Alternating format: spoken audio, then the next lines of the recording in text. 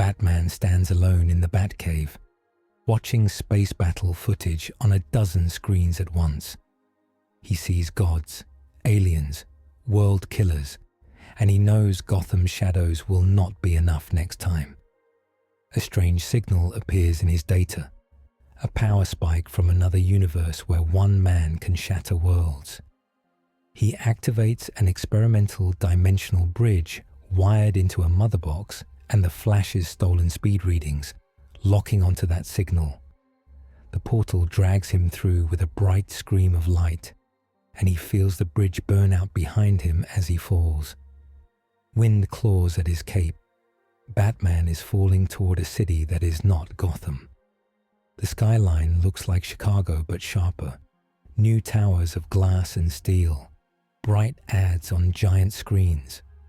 Cars crawl along thin grey lines. Far below, people point up, their faces small and white. Something streaks past him. A yellow and blue blur cuts through the clouds, pushing shockwaves in every direction. Another figure, red and white with a thick moustache and cape, follows close behind. Two capes flying like jets. Batman spreads his own cape. Microfilaments stiffen. He angles his fall, rolls into a glide, and catches the side of a tall building with his grapple gun. The line whips taut. His shoulders jolt, but he holds. He lands on the rooftop on one knee. His boots hit gravel, not gargoyles. The air smells wrong, cleaner, thinner, less smoke.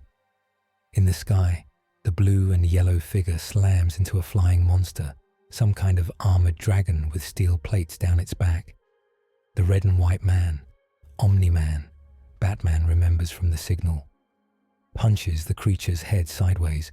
Bone and metal crack like glass. Batman taps the edge of his cowl. "Record," he says. His visor zooms in. Words appear. Biomass unknown. Density extreme. Force levels unclassified. The blue and yellow figure shouts, his voice faint over the wind. "Got it, Dad." Invincible. Mark Grayson, 17. Viltrumite hybrid. Batman knows the public files now. Names, faces, patterns. He did his homework on the way down. The dragon beast spits fire at a skyscraper. Windows shatter. People scream inside. Batman does not have the strength of a Viltrumite. He has a grapnel, a glider, explosives, and time. Time is enough for now. He fires another line across the street and swings, cape flaring behind him as shards of glass rain down.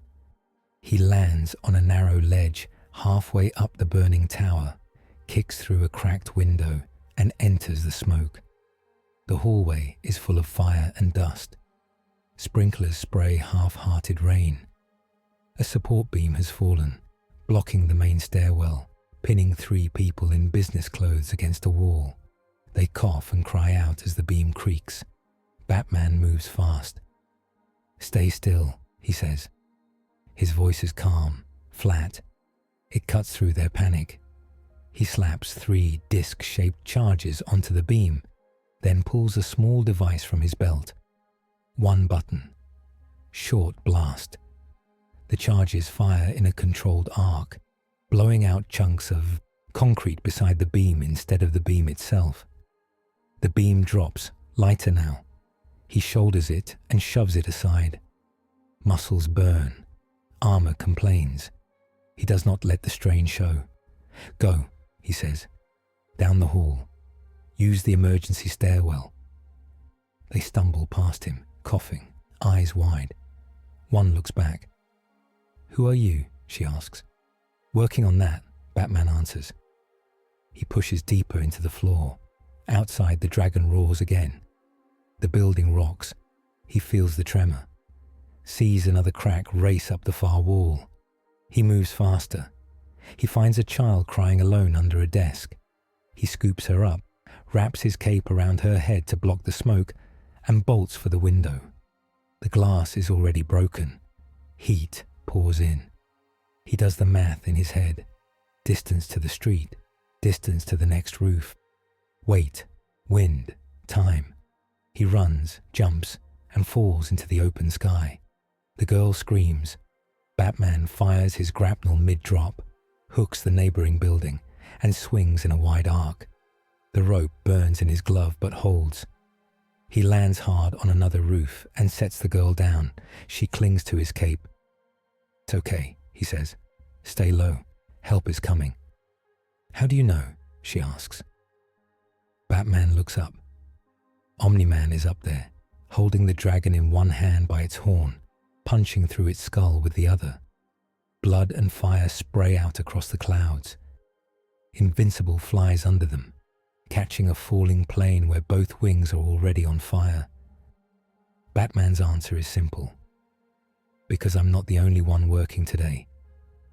He steps back as a grey circle of light irises open on the rooftop behind him. Men with rifles appear, wearing dark uniforms with GDA patches on their shoulders. Global Defense Agency. One of them has a tablet, small and glowing. "Sir, we've got him," the man says into his comm. "The new unknown, cape and ears, roaming the fire zone." Batman turns toward them. They flinch. "Hands where we can see them," one of the soldiers says. His voice shakes. "I don't have time for this," Batman replies. He fires his grapnel again and swings off the roof before they can react. The soldier curses. The man with the tablet, Donald Ferguson, GDA field leader, watches Batman vanish into the smoke and rain.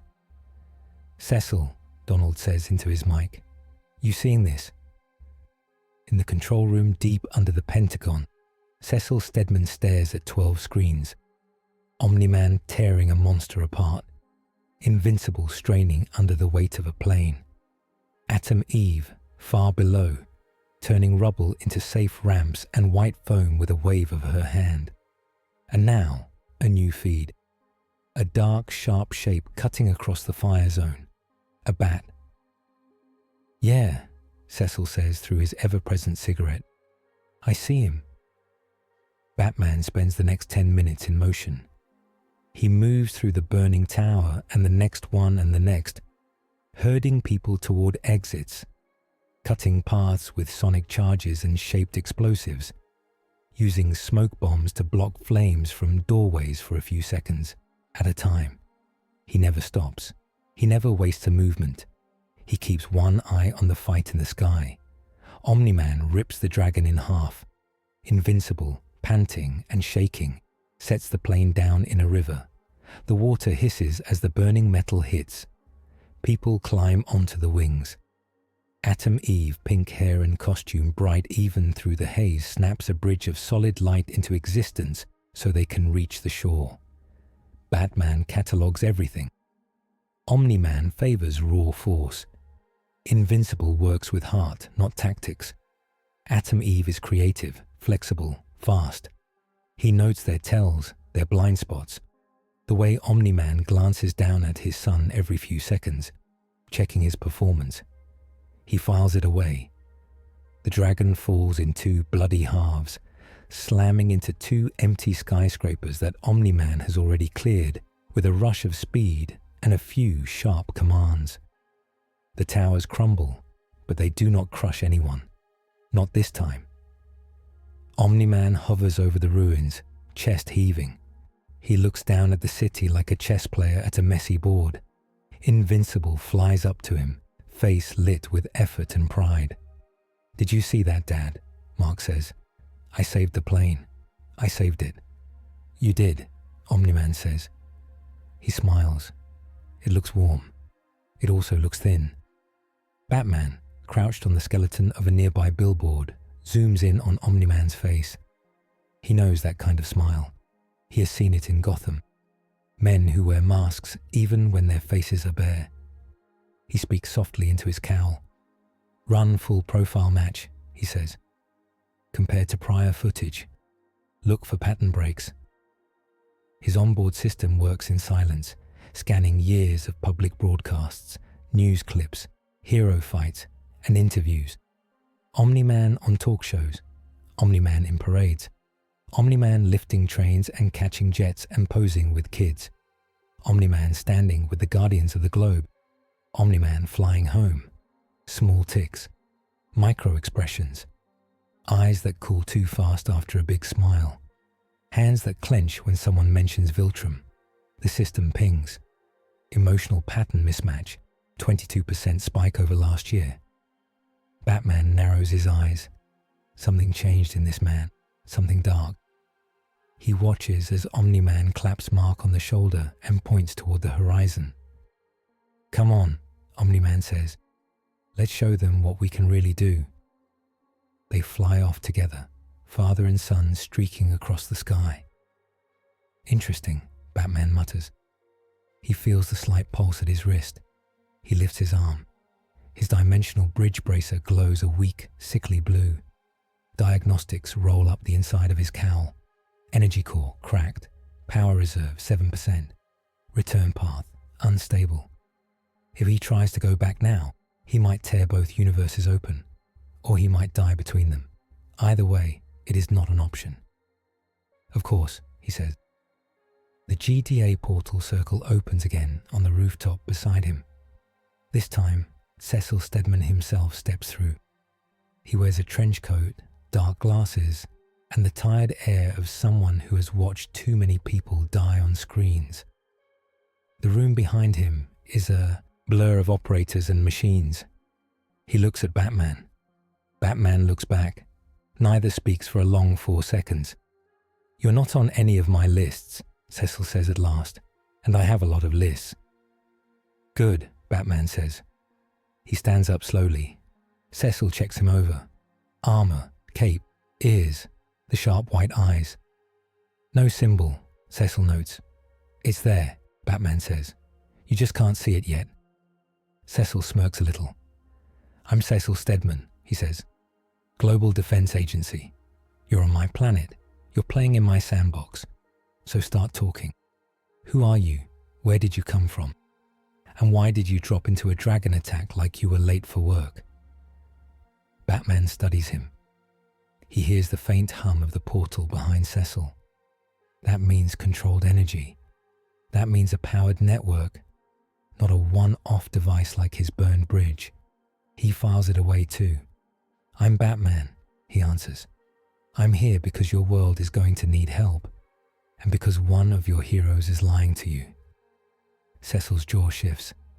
"Which one?" he asks, though his eyes already look up toward where Omni-Man was. Batman does not blink.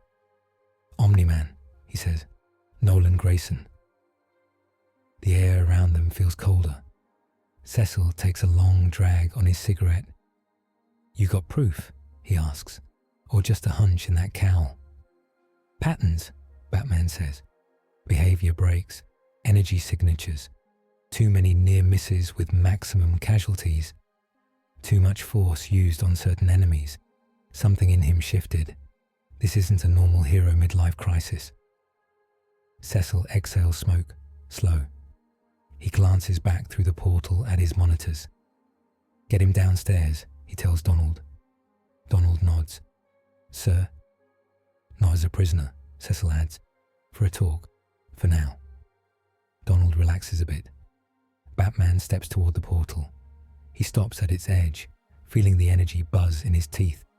"How deep is this bunker?" he asks. "Deep enough," Cecil says. "Welcome to the GDA." Batman walks through. The room on the other side is all metal and screens and quiet voices. People in headsets track dots on maps. Satellites feed footage of disasters across the planet. In one corner, someone is arguing into a phone about a kaiju sighting in Japan. Cecil leads Batman past a glass cell where a blue-skinned clone pounds at the walls. Mauler twin. One of them at least. He glares through the glass. "New cape?" Mauler shouts. "You clowns just keep printing them, huh?" Batman doesn't look away, but he doesn't slow either. Robot floats beside the cell, metal body gleaming, eyes glowing orange. The hero speaks in a flat voice. "Subject is unstable," Robot says. "Recommend no interaction." "I heard that, Toaster," Mauler snaps. Robot turns as Batman walks past. Unknown costumed individual detected, Robot says. Analysis required. Cecil lifts a hand. Later, he tells Robot, we're doing show and tell in the war room. They enter a circular chamber filled with holographic displays, maps of Earth, star charts, files on known supers. Batman spots Invincible's profile, Atom Eve's records, and a long, redacted document labeled Omni-Man. He steps closer. Cecil notices. That file's classified, Cecil says. I've broken into more secure systems than this, Batman replies. You might as well let me read it with your permission. Donald coughs like he is trying not to laugh. Cecil sighs. Fine, he says. Let's make this quick. Omni-Man, Nolan Grayson, came from another planet 20 years ago. Says he's here to protect us. The screen shows Omni-Man over the years, saving cities, fighting aliens, smiling for photos with Debbie Grayson and a small mark. He's done good work, Cecil says, mostly, but he answers to no one, not me, not any government. And recently, he's been off. Batman watches the footage Cecil plays next. The Guardians of the Globe, the world's premier hero team, lying in their own blood in a ruined base. Batman knows every type of wound. He knows every style of attack. This is surgical brutality. Fast, efficient, merciless. Weapon, fists. Killer, one person. Identity, obvious. Omni-Man, Batman says. Allegedly, Cecil answers. Batman turns his head slowly. You don't actually believe that, he says. Cecil takes another drag. No, he admits. But I want proof before I move. Proof that sticks. Proof that lets me stop him without this whole planet breaking in half. You know how strong he is. I watched him rip a dragon in two with his bare hands, Batman says. I did the math. I know how strong he is. Codex note. Wayne Dimensional Bridge. Mark Twain uses stolen Speed Force profiles and alien tech to fold one person between universes once, but leaves them stranded until a new power source can be found. Cecil waves at another screen. Invincible flies over the city with Atom Eve beside him, the two of them laughing in relief as cleanup crews move in. Eve is turning chunks of dragon bone into harmless dust with a gesture. You helped save a lot of people today, Cecil says. You also showed up with zero warning in the middle of a crisis, and you're talking like you know our biggest secret. I know a pattern when I see one, Batman replies. Your planet is on a timeline. Viltrum is not a peaceful culture. Omni-Man's here to soften you up, not to protect you. He's mentoring his son while he does it. Cecil narrows his eyes. You talk like you've dealt with this kind of thing before, Cecil says. I have, Batman says. He sees Darkseid in his memory. He sees Superman raging under mind control. He sees parademons tearing into the sky over Metropolis. He does not share those images. You said you need proof, Batman says. I'm your proof maker. I'm here because my own world picked up Viltrumite signals and the trail led here. If I don't stop this at the government source, my Earth is next. So you want to save 2 planets at once, Cecil says. Ambitious. It's cheaper than rebuilding them, Batman answers.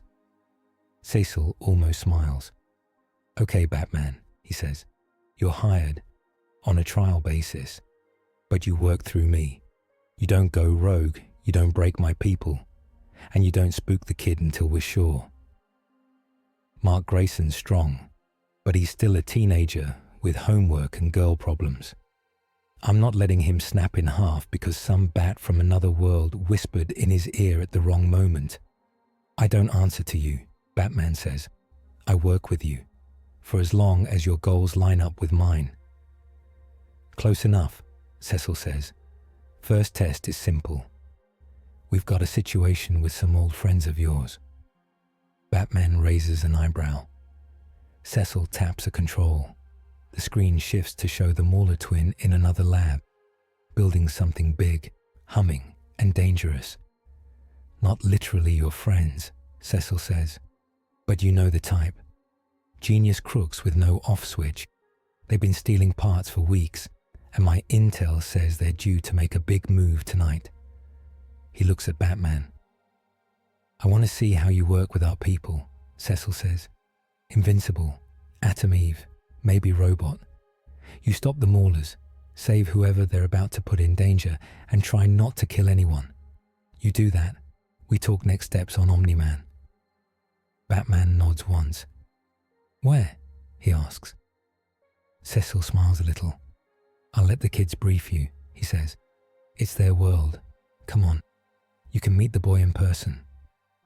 They meet at sunset on a rooftop. Mark Grayson lands first. He wears his yellow and blue Invincible suit, goggles up on his forehead, dark hair messy from wind. He looks tired but proud, shoulders still riding on the high of the dragon fight. Atom Eve arrives a second later, pink light trailing behind her. She touches down like she weighs nothing. Her green eyes flick over Batman's suit. Okay, Mark says, pointing. That's a lot of black. Batman steps out of the shadow of a rooftop water tank. Invincible, he says. Atom Eve. You know our names, Mark says. Creepy. You flew past my window 3 times today while I was rescuing people you missed, Batman says evenly. Hard to miss. Eve folds her arms. You're welcome for the dragon, she says. You're both welcome for the people inside the buildings it knocked over, Batman answers. Mark bristles. Who even are you? He demands. Where'd you come from? And why does Cecil suddenly act like you're his new best friend? I'm not his best friend, Batman says. I'm from another universe. And I'm here because your father is not who you think he is. Mark laughs, but it sounds forced. Okay, he says. You know what? No. I'm done with weird guys from nowhere talking trash about my dad. He's Omni-Man. He's saved this planet more times than I can count. He's the one who's been training me. You're just some Bat cosplayer with a grudge. Eve looks unsure. Cecil did call us for a mission, she says. Maybe we should focus on that instead of listening to this guy smear the best person I know, Mark asks. He looks Batman in the eye. Forget it, Mark says. Tell Cecil we're not doing this if this is just some twisted way to... A circle of golden light opens beside them. Cecil steps out, cigarette already lit. Relax, kid, Cecil says. The mission's still the mission. Batman here's just got strong opinions. That's fine. We'll settle the family drama later. Right now, we've got a Mauler problem. Eve frowns. Again, she asks. Again, Cecil says. They're building something under an old shipping yard. We think it's a dimensional cannon. We think they're not smart enough to know which dimension they'd punch a hole into. I like my world where it is, so we're going to go stop them. He looks at Batman. You 3 go in together, Cecil says. Robot will coordinate. Save anyone they grabbed off the street to use as test subjects. Stop the cannon. Bring at least 1 Mauler back alive for questioning.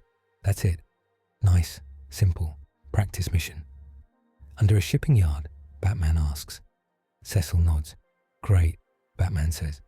I hate water. Mark snorts. You and me both, he says. Fine, I'll work with you. But you leave my dad out of your mouth until this is done. Got it? I can't promise that, Batman says. But I can promise to keep you alive. He steps onto the glowing circle as Cecil gestures. Good luck, Cecil says. Try not to level the harbour. The portal swallows them in white light. They step out into cold air over stacked metal containers. The harbour is quiet. No cranes move. No ships come in. The whole place feels like someone pressed pause. Robot floats ahead of them, orange eyes scanning. Thermal scans indicate 2 large heat sources underground, Robot says. One is machinery, the other is a group of humanoid forms, likely captives. There are also several smaller signatures that match Mauler biology. We go for the hostages first, Batman says. We go for the cannon first, Mark says at the same time. They stop. Eve looks between them. The cannon could blow up the whole city, Mark says. Or like worse, we shut that down, then we rescue people. If the cannon's not ready yet, Batman says, the Maulers can't fire it, but they can start killing hostages the second they know you're here. We secure the victims, then the weapon. Control the pieces that bleed first. What if you're wrong? Mark asks. What if they're about to fire it right now and we waste time? Batman stares at him. What if they do? He asks back. You still have flight, strength, and speed. I have none of those. I can't outrun a blast wave from a dimensional cannon, but I can stop one person with a gun from pulling a trigger. What do you think I should focus on? Mark opens his mouth, closes it. Eve nods slowly. He's got a point, she says. We split.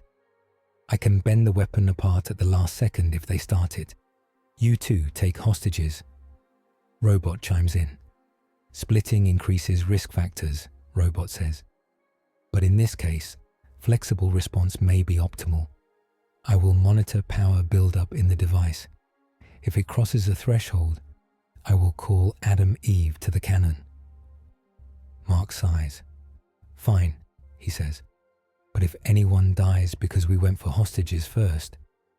If anyone dies, Batman says, we figure out why, and we change the plan next time. That's how you stay alive long enough to grow up. He fires his grapnel at a nearby crane and swings down toward the dark gap between containers. Mark watches him go. Eve touches his arm. He's kind of a jerk, Mark says. Yeah, Eve says, but he might be a useful jerk. They find the hidden door in the minutes. Batman uses a small acoustic sensor to map the hollow spaces behind metal walls. He listens to echoes, taps on steel, and draws a quick mental blueprint. He finds the false floor under a stack of empty crates. Here, he says. Mark floats up the crates like toys and sets them aside. Eve reshapes the metal into a simple ramp with a wave. A cold blue light glows from below. They move down into the underground chamber. The Mauler twins are there, of course. Blue skin, big muscles, and matching sneers. They work on a huge ring of humming machinery, bolts of energy crackling between coils. A group of terrified people in work clothes are chained to a railing nearby, each with a crude harness of wires strapped to their chests. Look, brother, one Mauler says. More capes. They never learn. Always dropping in where they're not invited, the other says. We're on the verge of interdimensional breakthrough here. Science. And these clowns want to shut it down for safety. Invincible steps forward, fists clenched. You're not using people as batteries, Mark says. Not today. Batman appears right beside the captives, already working a lockpick on the first chain. He moved while they talked. Eyes on me, he tells the Maulers. Ignore the kid. Who the hell are you? One Mauler asks. The one you should be worried about, Batman says. He drops a smoke pellet. The room fills with a dense grey cloud. The Maulers roar. Eve uses the cover to snap the chains apart with a thought, turning metal links into harmless sand. The captives gasp and stumble back. Run up the ramp, she tells them. Do not stop. Mark rockets through the smoke, fist first, shoulder checks one Mauler into the floor. The villain rebounds, cracks the concrete, and laughs. Finally, Mauler says. A workout. The other Mauler grabs a console. Do it, he shouts. Start the sequence. The cannon whines, Lights flare. Robot's voice cuts in over their comms. Energy spike detected, Robot says. Cannon charging. Atom Eve, divert your focus. Eve looks at the fleeing captives. I can't leave them, she protests. Batman appears out of the smoke, cloak wide, holding 2 small EMP charges between his fingers. I've got the cannon, he says. You stay with them. He throws the charges. They stick to the main coils. He hits the trigger. The explosion is more light than sound, a sharp blue flash that makes everyone squint. The cannon shrieks like a dying animal and goes dark. The Mauler working the console screams as sparks shoot up his arms. No, he howls. Do you have any idea how long it took us to calibrate that? Weeks. Try therapy next time, Batman says. He flips over the rail, lands behind them, and kicks the console hard. It snaps free and slides across the floor, out of anyone's reach. Mark slams the other Mauler into a wall, pins him there with one hand. You're done, Mark says. Stay down. The Mauler spits blood. Hey, brother, he says. You think we're done? The second Mauler, still smoking, grins. Nah, he says. We've got backups. He hits a hidden trigger on his wrist. The walls slide open. 3 heavy Mauler clones stomp out, big and angry. Mark groans. Of course, he says. Batman steps in beside him.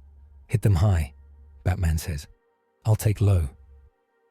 You're going to get killed, Mark says. Not today, Batman answers. They charge. Invincible punches one clone into the ceiling. The clone slams back down. Eve locks another clone's legs in solid rock. Batman slides under the third, planting explosive gel along his joints as he goes.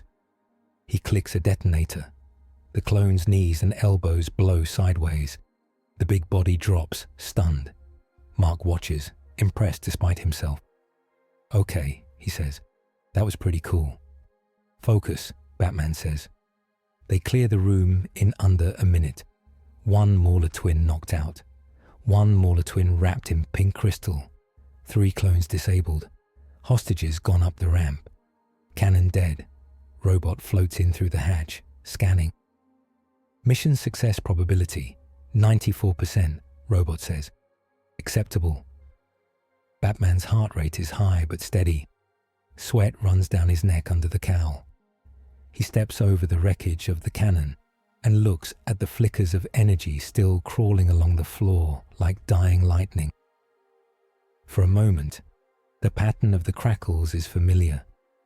Dimensional harmonics, just like his bridge. He kneels, brushes a gloved hand near the burn coil. His bracer vibrates. It picks up a faint signal hidden in the noise. A Viltrumite burst. A call and response code. Someone, somewhere, just noticed this device activated and then died. Cecil, Batman says, we've got a bigger problem. Cecil's voice comes over, the comm. Bigger than what you just unplugged, he asks. Yes, Batman says. The Maulers weren't just playing with toys. They were being used. Someone wanted a hole torn between dimensions, and whoever sent that signal knows it failed. They're going to look closer now. Who? Mark asks. Batman looks at him. Viltrum, he says.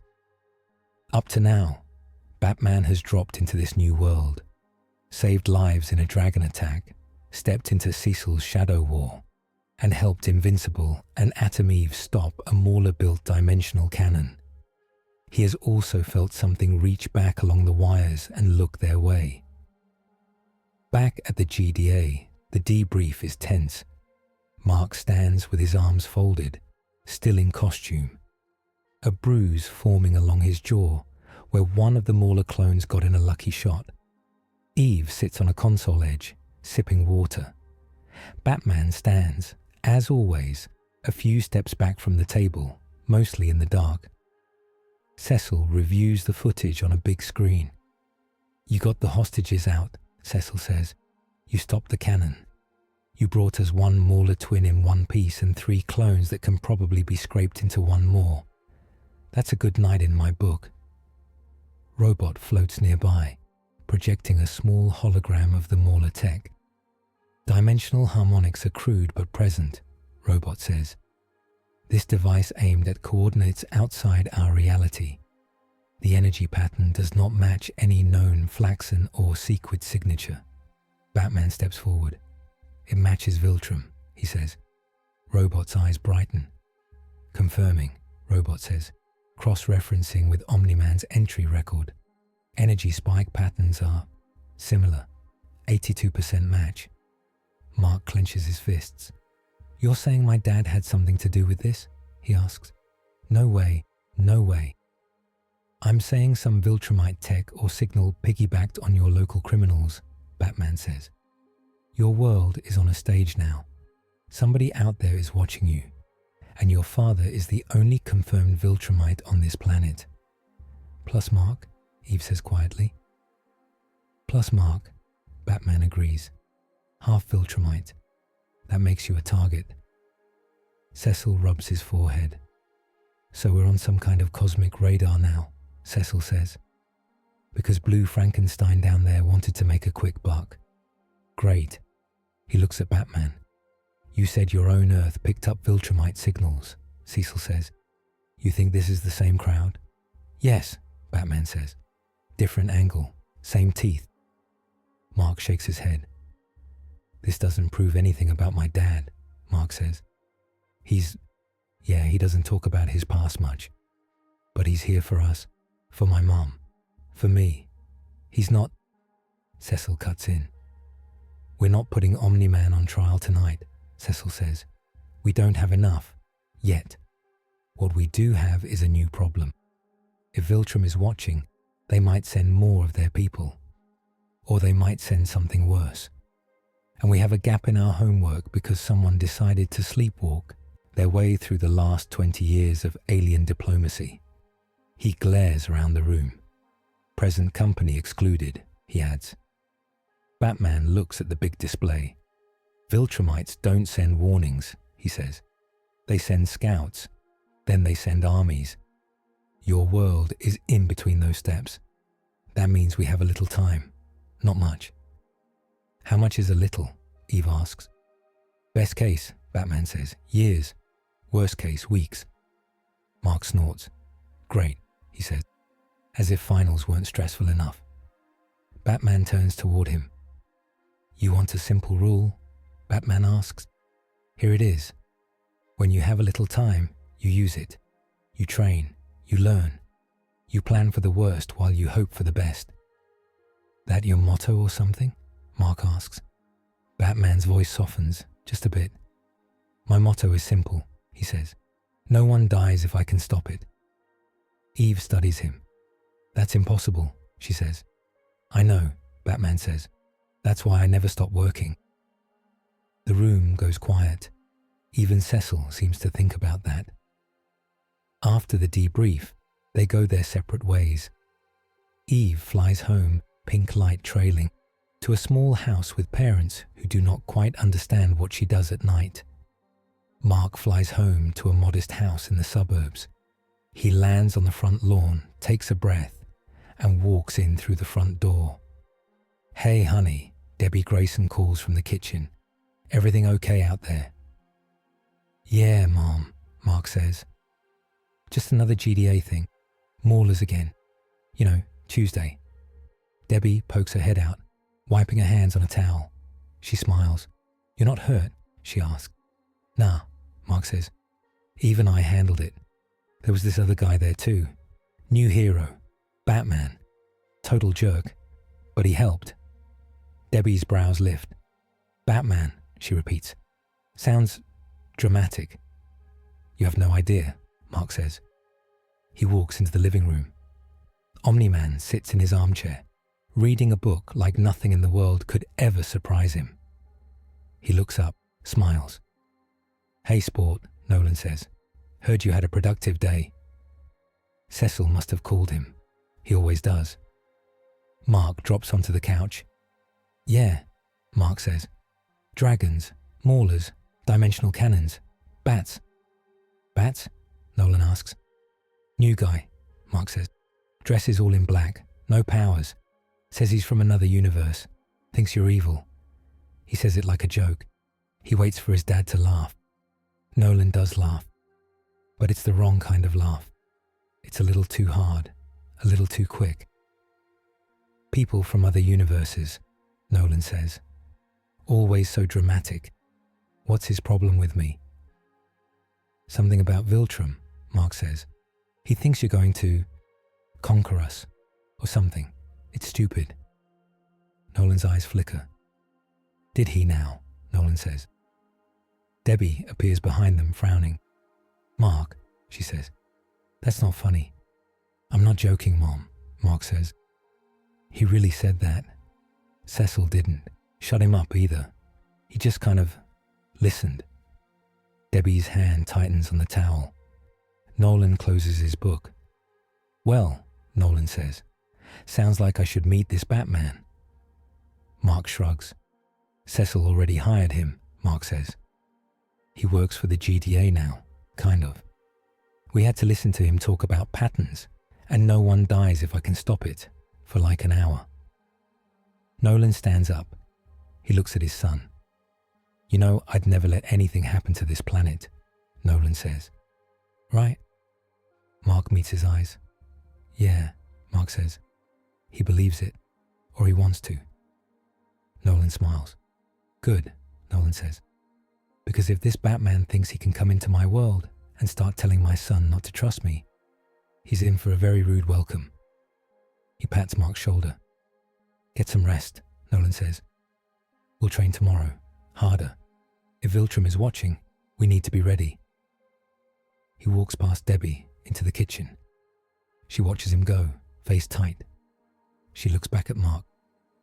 Don't get killed, she says. He smiles weakly. I'll try, he answers. Upstairs, in his room, Mark lies on his bed and stares at the ceiling. He thinks about the dragon. He thinks about the Maulers. He thinks about Batman's eyes when he said Omni-Man's name. He doesn't sleep for a long time. Batman does not sleep at all. He sits alone in a dark safe house Cecil agreed to provide. It used to be a GDA listening post. Now it is empty, except for a bed, a table, and a small lab that Batman has already rewired with parts he borrowed from everywhere. The dimensional bridge bracer sits open on the table, guts exposed. He runs tests. The energy core is cracked. The feedback scar from the Mauler cannon's blast is fresh. He could try to patch it with this world's tech, but that would only make the instability worse. He needs a stable, strong power source, something that can handle cross-universal strain. He thinks of Viltrumite blood. He thinks of the sun. Both are dangerous. He files the thought away. He brings up Omni-Man's file again. Guardians of the globe, dead. Global disasters, narrowly averted. Always with a level of brute force that is almost a warning. Instances where Omni-Man let more people get hurt than necessary. Too many. Batman zooms in on Nolan holding baby Mark. He zooms in on Nolan's face after the dragon fight. Two different men, same body. He knows a man who wears two faces that well is a threat, even if he loves his family, especially if. He saves the file. His cowl buzzes. Cecil's voice comes through. Bad news, Cecil says. We did a deeper scan of that Mauler tech. You were right. There was a Viltrumite signal baked into its guts, and whoever was on the other end got a clear read on your dimensional bridge signature when the cannon blew. Batman's jaw tightens. So now Viltrum knows there's another universe they can reach, he says. Yep, Cecil says. And they know you're here, because your little bracelet is singing a song only they can hear. Batman glances at the bracer. He shuts it off. It's already too late to turn it off, he says. Yeah, Cecil says. I figured. So here's the question. Do we try to hide you, or do we use you as bait? Batman's answer is simple. You use me, he says. You protect your people. I'll protect mine. That brings us to the next problem, Cecil says. Omni-Man wants to meet you. I figured, Batman says. You going to tell me how you figured? Cecil asks. He's a father, Batman says. His son came home talking about the crazy man in the cape who thinks Dad's a monster. Men like him don't ignore that. Cecil grunts. I set the meet for tomorrow, Cecil says. Neutral spot. No civilians. Just you, him, and a whole lot of satellites watching. You sure you want to poke this bear so soon? Batman looks at the cracked bracer, then at the empty safe house. Yes, he says. Sooner is better, before he has time to plan around me. Newsflash, Cecil says. He's always planning around everyone. So am I, Batman says. He ends the call. He sits in the dark and listens to the quiet hum of this world. He thinks about Gotham. He thinks about the Justice League. He thinks about a planet caught between a liar and a lawman, and a boy who does not yet know what he is. He starts building a new plan. Cecil's recording shows up in Batman's files as a simple video, but it becomes more than that in his head. Cecil sits in his office talking to the camera. GDA file note, Cecil says. Subject, Batman. Secondary subject, Omni-Man. Tertiary, Viltrumite response. He taps ash into a tray. Here's the bottom line, Cecil continues. Omni-Man could turn this guy into paste in under a second. Same goes for pretty much anyone else on this rock. That's what Viltrumites do. They hit hard and fast and they don't get tired. Batman's got no powers. He's got tech, brains, and a scary voice. That gets you far, but not punch a mountain far. He leans forward. So why is he still a problem for them? Cecil asks. Because he thinks 3 steps ahead. Because he finds cracks. Because he's already poked his nose into the biggest secret on the planet and didn't flinch. If Viltrum wants to shut him down, they have to come close. Close is where he hurts people. And every countermeasure we dream up has a cost. We can amp his suit with Viltrumite-resistant alloys, but that paints a target on him. We can build red sun analog emitters to weaken Nolan, but firing those in a city fries half the power grid. We can leak the truth to the public early, but then we lose any chance at a controlled fight. Cecil sighs. In short, he says, Batman's both asset and liability. We're going to need him, and he might get us all killed. The meeting spot is an abandoned airfield.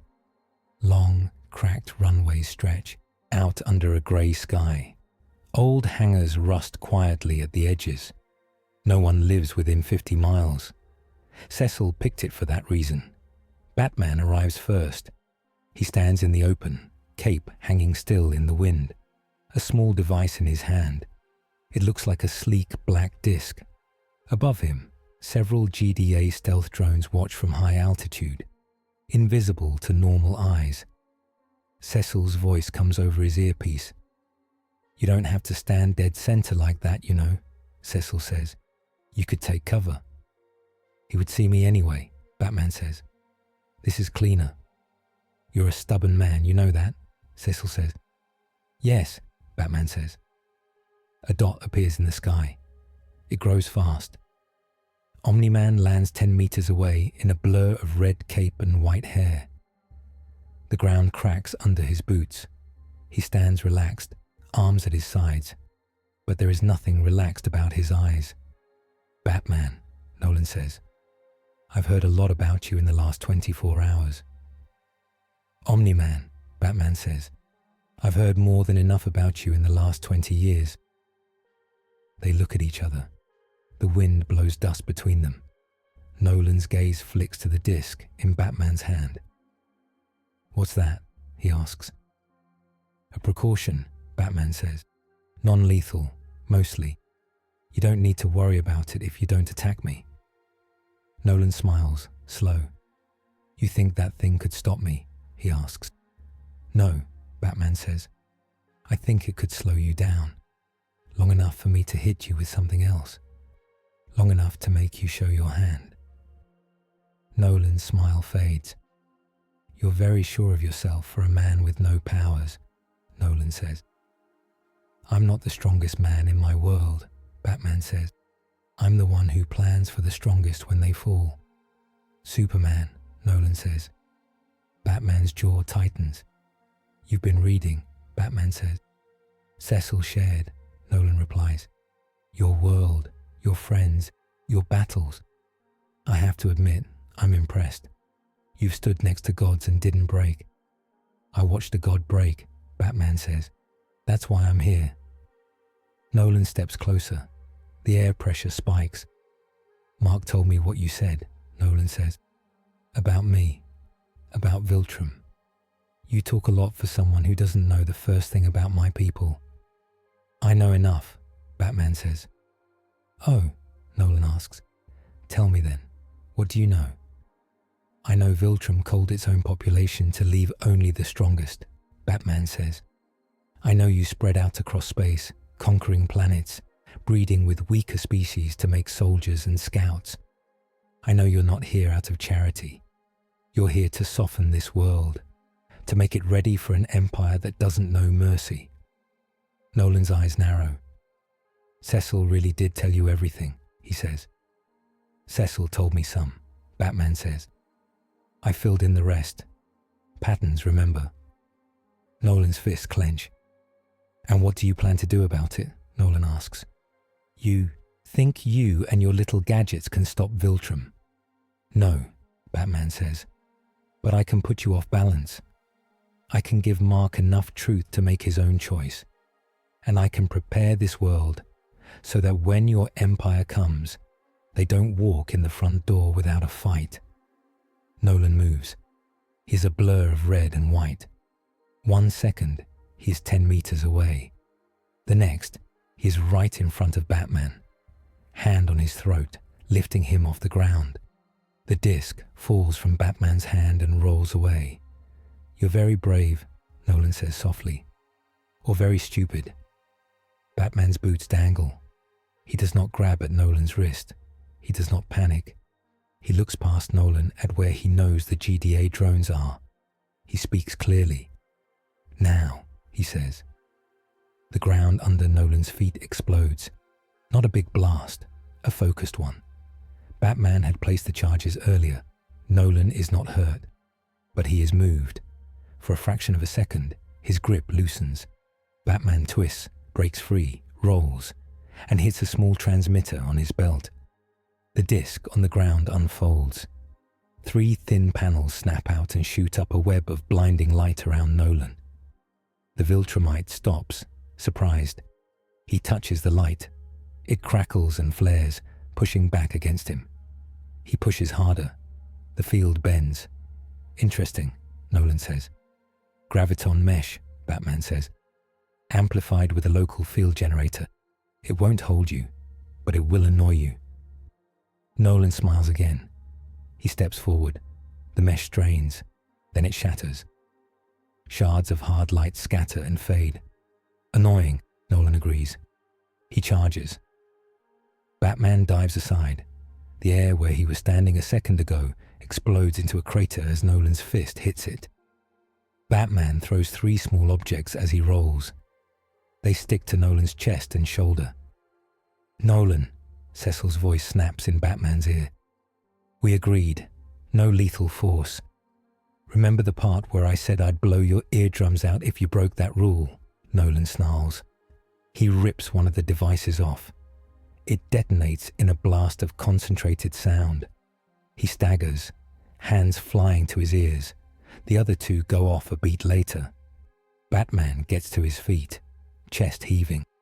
He knows the blast won't hurt Nolan's brain. They're tuned to shock his inner ear, to make him feel, for just a second, like gravity hates him. Nolan growls and launches up into the sky, out of range of the sound field. Batman watches him. You're making enemies you don't have to, Nolan calls down. His voice booms across the field. You're poking at a sleeping volcano. You're not sleeping, Batman says. You're waiting. Big difference. Nolan hovers, eyes burning. You can't stop what's coming, Nolan says. You'll get yourself killed, and you'll get this planet torn apart in the process. I've heard that speech, Batman says. From men stronger than you. They were wrong too. Nolan's nostrils flare. He looks off toward the horizon. For a moment, Batman thinks he's going to leave. Instead, Nolan looks back. One warning, Nolan says. Stay away from my family. You want to play hero, fine. Go fight dragons and clones. But if you come near Debbie or Mark again with your lies, I will end you before you can blink. Batman's answer is simple. I'm not here to hurt your family, he says. I'm here to stop you from hurting them. Nolan stares at him. Then he rockets away, a streak of red against grey. The wind from his passing almost knocks Batman over. Batman stands alone on the cracked runway. He picks up the cracked disc. That went well, Cecil says dryly in his ear. He didn't kill me, Batman says. He's still trying to decide whether he needs to. Comforting, Cecil says. He's also scared, Batman adds. Cecil snorts. Of you, he asks. Of what I might tell Mark, Batman says. He can handle a dragon. He can handle this planet's armies. But he doesn't know what to do with a son who chooses not to follow him. Yeah, Cecil says. I've had that thought. Batman looks at the sky. He's not going to wait long, Batman says. We need to move faster. Train Mark. Strengthen Atom Eve. Upgrade your defenses. Build countermeasures that don't kill the people you're trying to save. We also need to keep the public from losing its mind, Cecil says. And we have to do all that while pretending Omni-Man is still our favorite mascot. That's your job, Batman says. Mine is simple. I break the lies. I build the plan. He walks off the runway, cape dragging faintly across the cracked concrete. He has work to do. The world starts to shake in small ways first. News reports talk about strange lights over the poles. Astronauts in the International Space Station send shaky videos of a thin red line flickering along the edge of the atmosphere. People wake up from the same nightmare on 3 different continents. A white sun with a crack through it. Batman watches all of it from the GDA war room. Cecil stands beside him, jaw tight, cigarette burning low. Robot hovers on his other side, eyes shifting as he runs models. Mark and Atom Eve stand a little back, both in costume, both trying to look calmer than they feel. On the main screen, the red line around the planet pulses again. This started after the Mauler cannon blew, Robot says. The dimensional signature is similar. The Viltrumite energy pattern is now embedded in our upper atmosphere. Like a brand, Batman says, or a door frame. Door to what? Mark asks. To whoever wants to walk through, Batman replies. Cecil flicks ash into a tray. Coalition of planets just sent a burst, Cecil says. Our old pal Alan is on his way again. Says Viltrum changed their schedule. They might move on Earth sooner than we thought. Mark nods. Good, he says. Then we hit them first. Batman looks at him. You're not ready, Batman says. Mark rounds on him. I'm getting pretty tired of you telling me what I can't do, Mark says. You don't know me. You've been here 5 minutes. This is my planet, my family. If Viltrum's coming, I'm not hiding in a bunker while they burn everything down. Eve steps closer. He's right about one thing, she says to Mark. You're not ready if we just throw you at this. We need a plan, a real one. Not just Mark punches space fascists until he falls over. Batman nods once in thanks. Cecil points at the red line. Here's the new problem, Cecil says. It's not just Viltrum. That tear up there. It matches your bridge, Bats. Your arrival left a scratch on reality. The Morlatoid dug into that scratch. Now we've got a nice long fissure running all the way around the planet. Two universes rubbing together, Batman says softly. Eve shivers. Is that as bad as it sounds? She asks. Worse, Batman says. If it widens, you don't just get Viltrum. You get every stray piece of cosmic garbage that wants a shortcut. And my world gets dragged into the mix whether it wants to or not. Up to now, Batman has poked Omni-Man, warned Cecil, won Mark's grudging respect in a small fight, and helped stop a dangerous cannon. Now the whole sky is telling him that the real collision is closer than anyone hoped. Alan the alien arrives 2 hours later.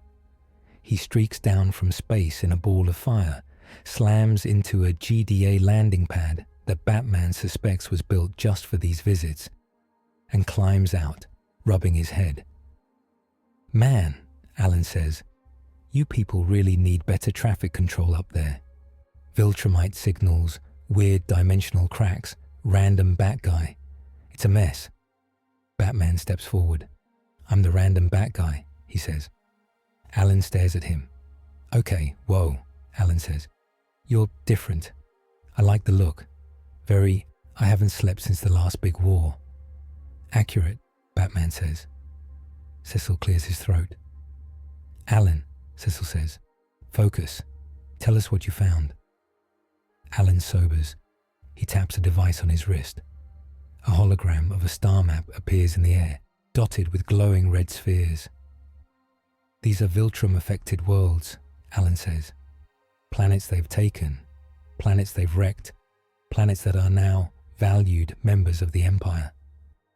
He makes air quotes with his 3-fingered hands. He points at one red dot. This is your Earth, Alan says. We used to think you had a few years before Viltrum made a full move.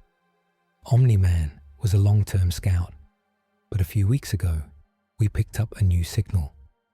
A cross-universal ping. Somebody on or near your planet lit a match in another reality and waved it around. He looks at Batman. We're guessing that was you, Alan says. Yes, Batman says. I came here on purpose. My world detected Viltrumite activity. The trail passed through your space. Alan nods. Yeah, well, Viltrum noticed. You too, Alan says. And they don't like surprise guests. They sent a recall order to their agent on this planet. That means Omni-Man's on a clock. He either finishes his job or they send someone to do it for him. Mark swallows. What's finishing his job mean? Mark asks, voice low. Alan looks at him with something like pity. It means he breaks your world, Alan says. Fast, hard, makes it easier to pick through the pieces.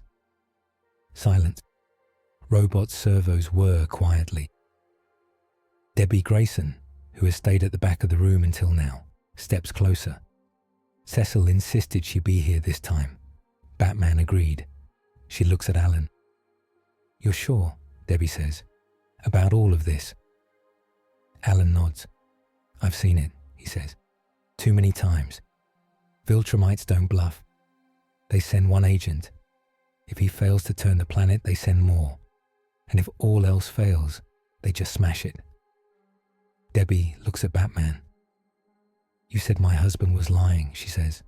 You didn't say he might be... this. Batman meets her eyes. I didn't have proof, Batman says. Now we're getting it. Mark looks like the floor just tipped. No, Mark says. No, that's not Dad. He's... Okay, yeah. He's weird and kind of scary sometimes and he keeps secrets. But he's not that. He's not a planet killer.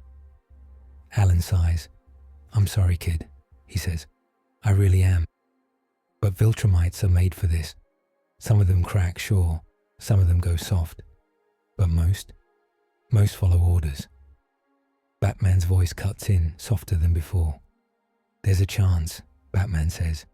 A small one. That your father is more than his orders. that he can choose something else. Mark grabs onto that like a rope. Then that's what we push, Mark says. We talk to him. We show him he doesn't have to do this. Cecil snorts. I've tried talking to Nolan, Cecil says. You don't talk to a hurricane, kid. You board up the windows and pray. Batman shakes his head.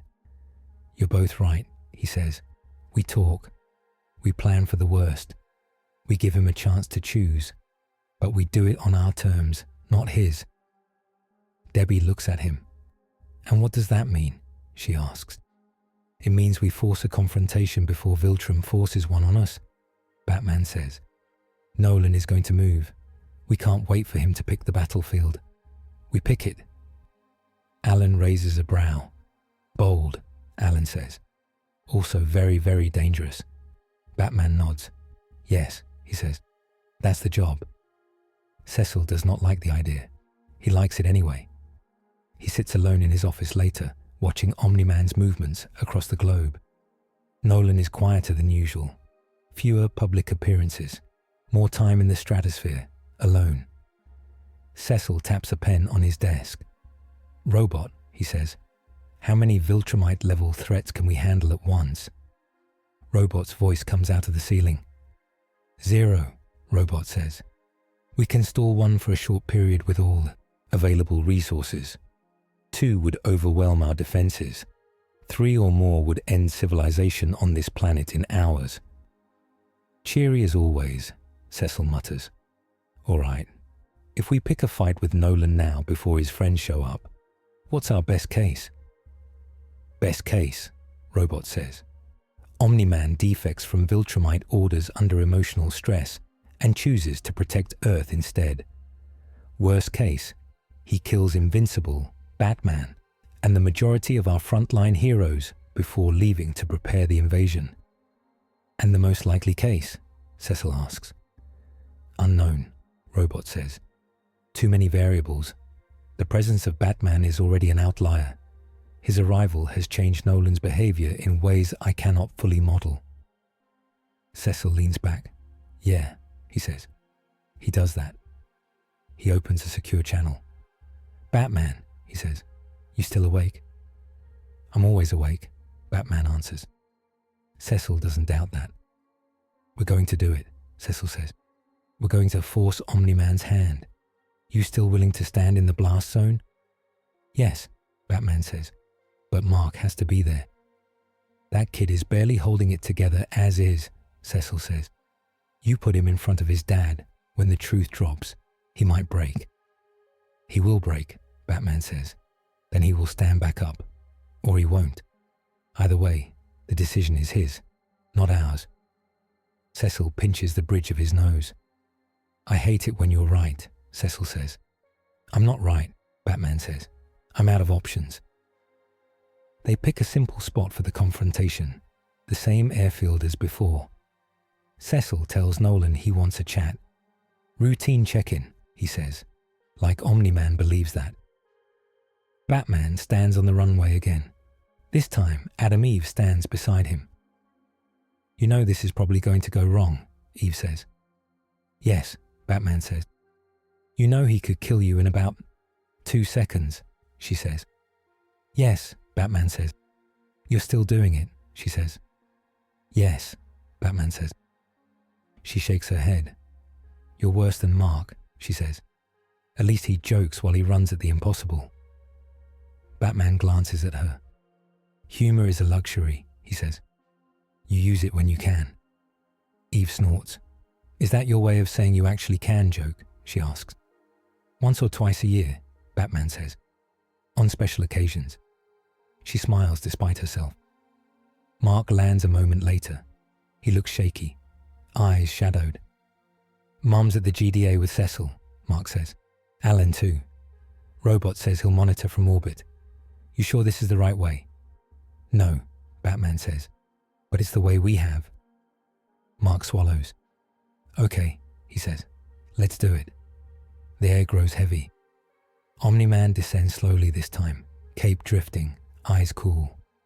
He lands and looks at the three of them. So, Nolan says, family meeting? Plus the bat? He looks at Mark. You call this? Nolan asks. Mark shakes his head. Batman did, Mark says. But I came because I need answers. Nolan's jaw tightens. About what? He asks. About Viltrum, Mark says. About what Alan told us. About what Batman says. About why there's a red crack in our sky. Nolan glances up. He hides his reaction well. But Batman sees the tiny flinch. You've been talking to the Coalition, Nolan says. Of course you have. Cecil never could keep his nose out of other people's wars. Batman steps forward. This isn't just your war anymore, Batman says. It's mine too now. Nolan's gaze snaps to him. I gave you a warning, Nolan says. Stay away from my family. I'm not listening, Batman says. You're done hiding behind them. You tell your son the truth. Here. Now. Mark looks between them.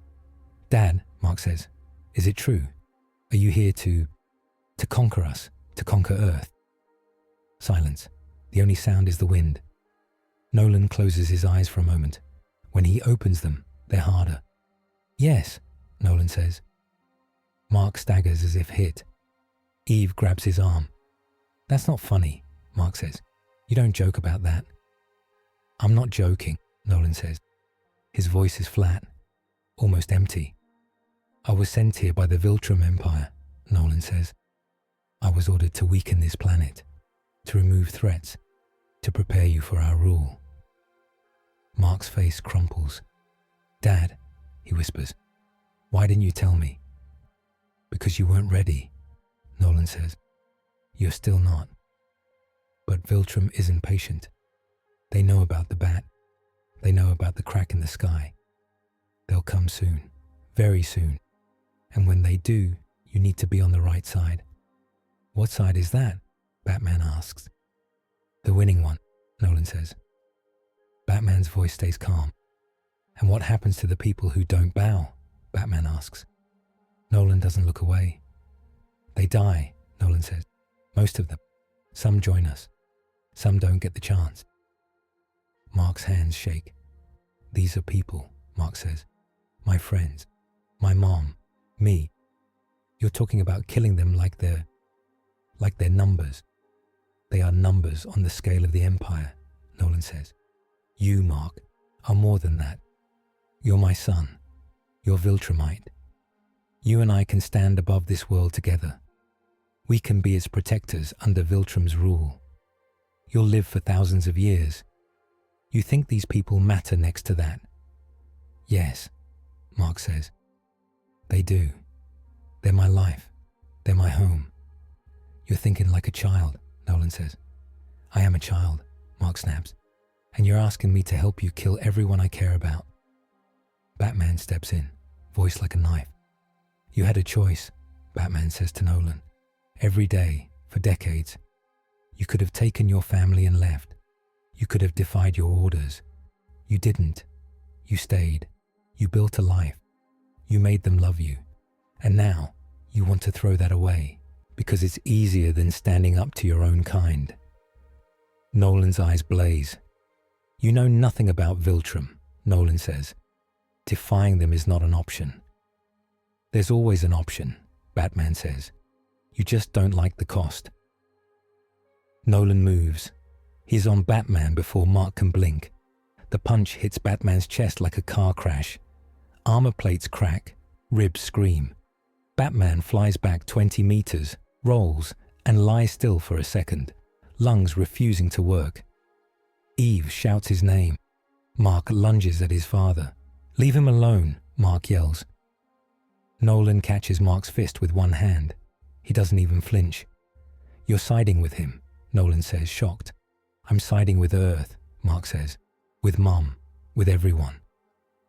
Nolan's face hardens. I was afraid of this, Nolan says.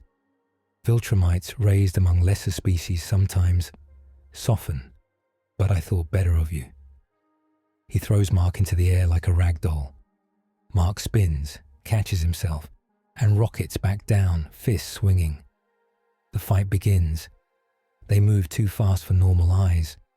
Mark hits Nolan in the face. Nolan barely turns his head. Nolan hits Mark in the gut.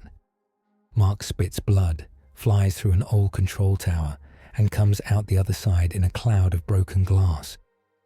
Eve snaps up a wall of solid energy between Nolan and Batman. Nolan plows through it. It shatters like sugar. Batman forces himself to his feet. His armor is dented in, systems screaming error codes. He taps a control and forces the suit to reset. Pain flares hot and bright along his side. He pushes it away. He pulls a small, flat device from his belt. Red lights blink along its edge. "Nolan," Batman calls. Nolan glances back, just for a second. Batman throws the device at his chest. It sticks. Omni-Man glances down. "What is this?" Nolan asks. "A reminder," Batman says. He presses a detonator. The device explodes in a burst of light that is not sound, not heat, but something deeper. A red sun analog, stolen from another universe, rebuilt in a small package. The air around Nolan warps. His muscles sag for a heartbeat. His flight falters. Mark slams into him with everything he has. This time, Nolan actually staggers. They tumble across the runway, carving a trench. "You're not unstoppable," Batman says, mostly for Mark's sake. "You can be hurt. You can be slowed." Nolan roars. He tears the device off. The red light fades, but its echo lingers in his bones. He looks at Batman with new, cold hate. "You've brought weapons from your world," Nolan says. "Yes," Batman says, "and I'm just getting started." Eve lifts her hands. The broken runway rises in curling slabs, wrapping around Nolan like a stone snake. She squeezes. Nolan grunts. The stone cracks under his strength, but it buys seconds. Seconds are enough for Batman to move. He sprints across the field, dodging debris, and reaches Mark as he hauls himself out of the trench, gasping. "You okay?" Batman asks. "No," Mark wheezes. "Yes, I don't know." "Listen," Batman says. "He's stronger, he's faster, but he's also arrogant. He thinks you should fall in line. Use that. Make him angry. Make him sloppy." Mark stares at him. "You want me to talk trash to my dad?" Mark asks. "Yes," Batman says. "Tell him he's wrong. Tell him he's weak for needing an empire. Tell him you don't need him to do the right thing. Then hit him when he isn't thinking straight." Mark nods slowly. "Okay," Mark says. "Okay." He launches back into the air. Eve's stone coil explodes as Nolan tears free. Mark meets him mid-air, fist to fist. "You're wrong," Mark shouts. "About everything," Nolan snarls. They crash together, shock waves rippling across the empty airfield. Batman moves to the side, keeping low. This is not his weight class physically. It is his class in every other way. He drops small pods in a pattern across the field. They click and hum, creating a web of invisible beams between them. Force sensors. He will know exactly where Nolan moves. He needs that data. For now, he watches his two worlds collide in one broken family. The fight spreads. Nolan drives Mark through the hangars, through an old tower, through the air itself. Every hit sounds like a bomb. Mark bleeds. Nolan bleeds too, just a little. Eve follows, throwing up shields to redirect stray hits, turning falling chunks of concrete into harmless dust. She's sweating, breathing hard. She's not built for this kind of scale, but she refuses to fall back. Batman stays grounded. He uses every sensor, every camera, every drone Cecil can spare. He tracks their speed, their acceleration, the angle of every punch. He is building a file in real time.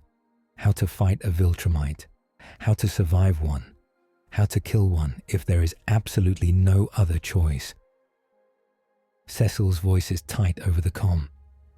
"This is going to ruin my insurance premiums," Cecil says. We're almost at the point of no return here. You sure you don't want to call in the nukes? No nukes, Batman says. They won't work. They'll just give him an excuse to take the gloves off. And he hasn't yet, Cecil asks. Not fully, Batman says. He's still holding back for Mark's sake. On cue, Nolan hesitates for a fraction of a second before a killing blow. Mark uses that hesitation to slam his forehead into Nolan's nose. Bone cracks. Nolan blinks blood out of his eyes. You're hurting me, son, Nolan says. Good, Mark pants. Means I'm getting better. Nolan's face twists. I'm trying to save you, Nolan says. From a short, meaningless life. From loving things that will crumble while you stay the same. I'd rather love them, Mark says, and hurt when they're gone, than live forever with nothing. Nolan's hand shakes. For a moment, the fight pauses. The air hums. Batman feels the whole world hold its breath. Then the sky splits. The red line around the planet flares bright. A crack opens, not in the air, not in space, but in the space between spaces. Batman's bracer vibrates violently. Alarms scream inside his cowl. Cecil, Batman says, talk to me. We're seeing it too, Cecil says. The dimensional fissure just opened at your location. Whatever Viltrum's been cooking, they just turned on the oven. Robot cuts in. A trans-dimensional bridge is forming, Robot says. It is anchored at the airfield and at an unknown point in deep space. It is drawing energy from both universes. Batman's heart stutters.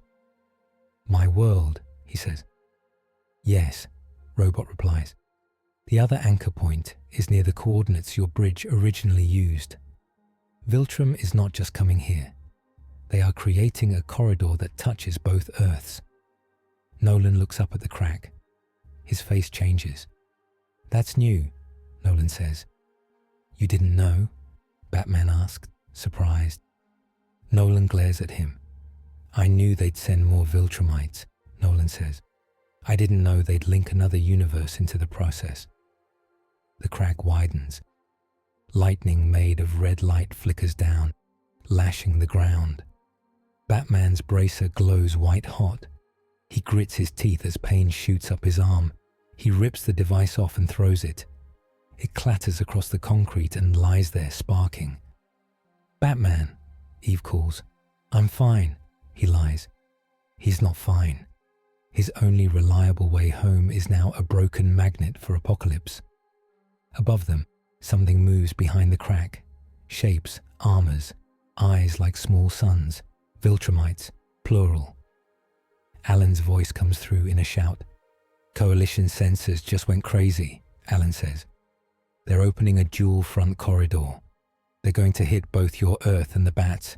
You have to shut that thing down now. How? Cecil demands. You got a magic off switch we missed. Take out the anchor, Alan says. The biggest energy node on your side. But be careful. It's probably tied to something important. Like, say, one of you. Batman looks at the bracer. He knows. So does Nolan. You did this, Nolan says. Your toy. Your arrival. You made us a bigger prize. Yes, Batman says. Which means I fix it. Or I die trying. Nolan's grip tightens on Mark's shoulder. Mark winces. You hear that? Nolan says. You see what this man has brought us? 2 empires for the price of 1. You want to side with him? With Cecil? With the coalition? Fine. See where it gets you. Mark stares at him. You did this too, Mark says. You came here. You lied. You built your life on a countdown. Nolan's eye twitches. You still have time, Nolan says. Mark, listen to me. Come with me now. Leave this world behind. Leave these people. We go to Viltrum. We talk to the High Council. We use your link to the other universe as leverage. You and I could lead both Earths into the Empire on our terms. No messy invasion. No unnecessary deaths. Clean. Efficient. Mark shakes his head slowly. No, Mark says.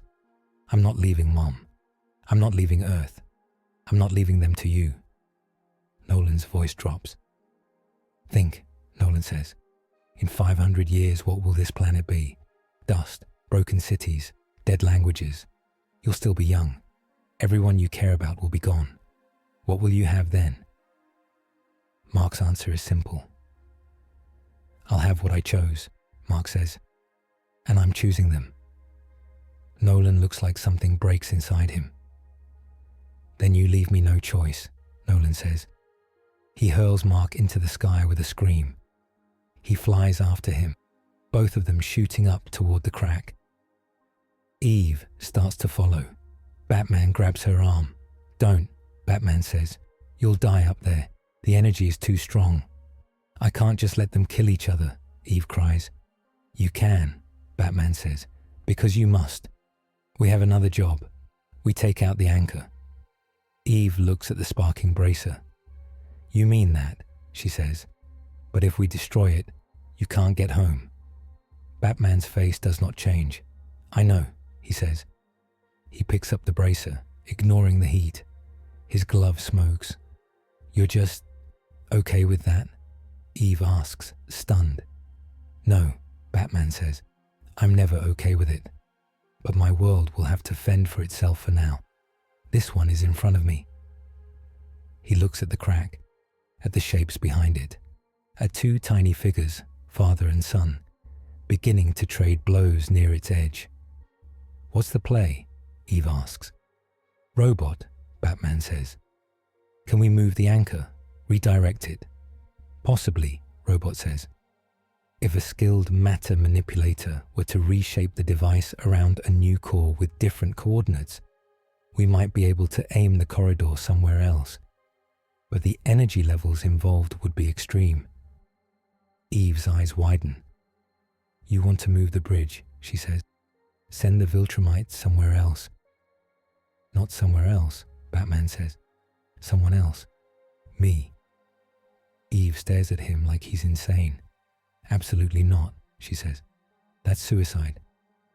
Yes, Batman says. But it takes the fight away from your planet. It buys both Earth's time. Time is the only thing we don't have enough of right now. No, Eve says again. We find another way. He doesn't argue. He just starts working. He opens the bracer, showing Eve the cracked core, the tiny spinning rings, the bleeding light. Can you reshape the housing? Batman asks. Channel the energy away from the planet and into a narrow tube? Enough for one target? Eve grits her teeth. Yes, she says, but it'll hurt. It'll try to tear free. And if I lose focus, it'll blow. Big. Don't lose focus, Batman says. He kneels, holding the bracer steady. Eve lifts her hands. The metal around the core starts to move, flowing like liquid under her will. Above, them, Mark and Nolan fight. It is no longer training. It is killing. Nolan hits Mark through a mountain in the distance. Mark slams Nolan into the side of the crack. Space screams. Blood floats. Batman pushes the sounds away. He has work. He can't think about the boy's screams. He can't think about Debbie in the war room, watching her son and husband tear each other apart on live feed. He can only think about the numbers, angles, energy flows. Robot, Batman says, feed me the crack's coordinates. Robot does. Batman punches them into the core, forcing his broken device to listen one more time. His vision blurs. Pain crawls up his arm like fire ants. The crack overhead flares in answer. Cecil's voice steady, somehow, in his ear. You know if this works, Cecil says. You're not coming back. Yes, Batman says. I'll have to explain that to your world somehow, Cecil says. Tell them their back got lost saving someone else's sky. Make up a good story, Batman says. Already working on the speech, Cecil says. The bracer's light stabilizes, then spikes. Now, Robot shouts. Atom Eve, lock the housing. Batman, aim the core at a vertical angle. We need alignment with the crack. Eve screams as she shapes the last piece. Her nose bleeds. The metal freezes into a tight, sharp funnel. Batman stands, bracer humming in his hand like a living heart. He points it straight up. "Nolan!" Batman yells. Omni-Man pauses mid-swing. Mark is a bloody wreck in his hands. They both look down. "Batman, what are you doing?" Mark croaks. "End in this phase," Batman says. "You two finish your choice. I'll take the first hit." He presses the final trigger. The bracer howls. A beam of bright white cuts up from the ground into the crack. The Viltrumite shapes recoil, surprised. The beam wraps around them, around their path, and bends. Batman feels something grab his chest, his bones, his thoughts. He feels the universe trying to pull him apart. He holds the device with both hands. Eve grabs his shoulder, adding her will, her power, to the shape of the beam. "Where are you sending them?" she gasps. "To me," Batman says. "Away from here. Somewhere between worlds." "You'll die," she says. "Maybe," Batman says. "But it'll be on my terms." Codex note. When a Wayne-dimensional bridge core is overloaded with cross-universal energy and locked to a living mind, that mind becomes both anchor and passage, twisting any linked invaders toward itself and away from nearby worlds, at the cost of severe physical and temporal damage to the host. The beam grabs Batman. He leaves the ground. Eve screams and holds on, but the pull is too strong. Her fingers slip. He rises into the light, cape flailing. "Batman!" Mark shouts. Even Nolan looks shocked. The Viltrumites behind the crack surge forward, pulled along the beam. At the last second, the energy swirls. The crack shudders. The corridor reroutes, not away from Earth entirely, but moving its main focus off the planet and into the undefined space between universes. The red ring around the world dulls from a cut to a scar. Some Viltrumite energy still spills through, enough to keep Earth marked, enough to keep the threat alive. But the first wave of the invasion does not land on cities. It follows Batman into the dark. The light swallows him. He disappears. Eve falls to her knees on the runway, shaking. Mark hangs in the sky, staring. Nolan hovers opposite him, bloody and torn.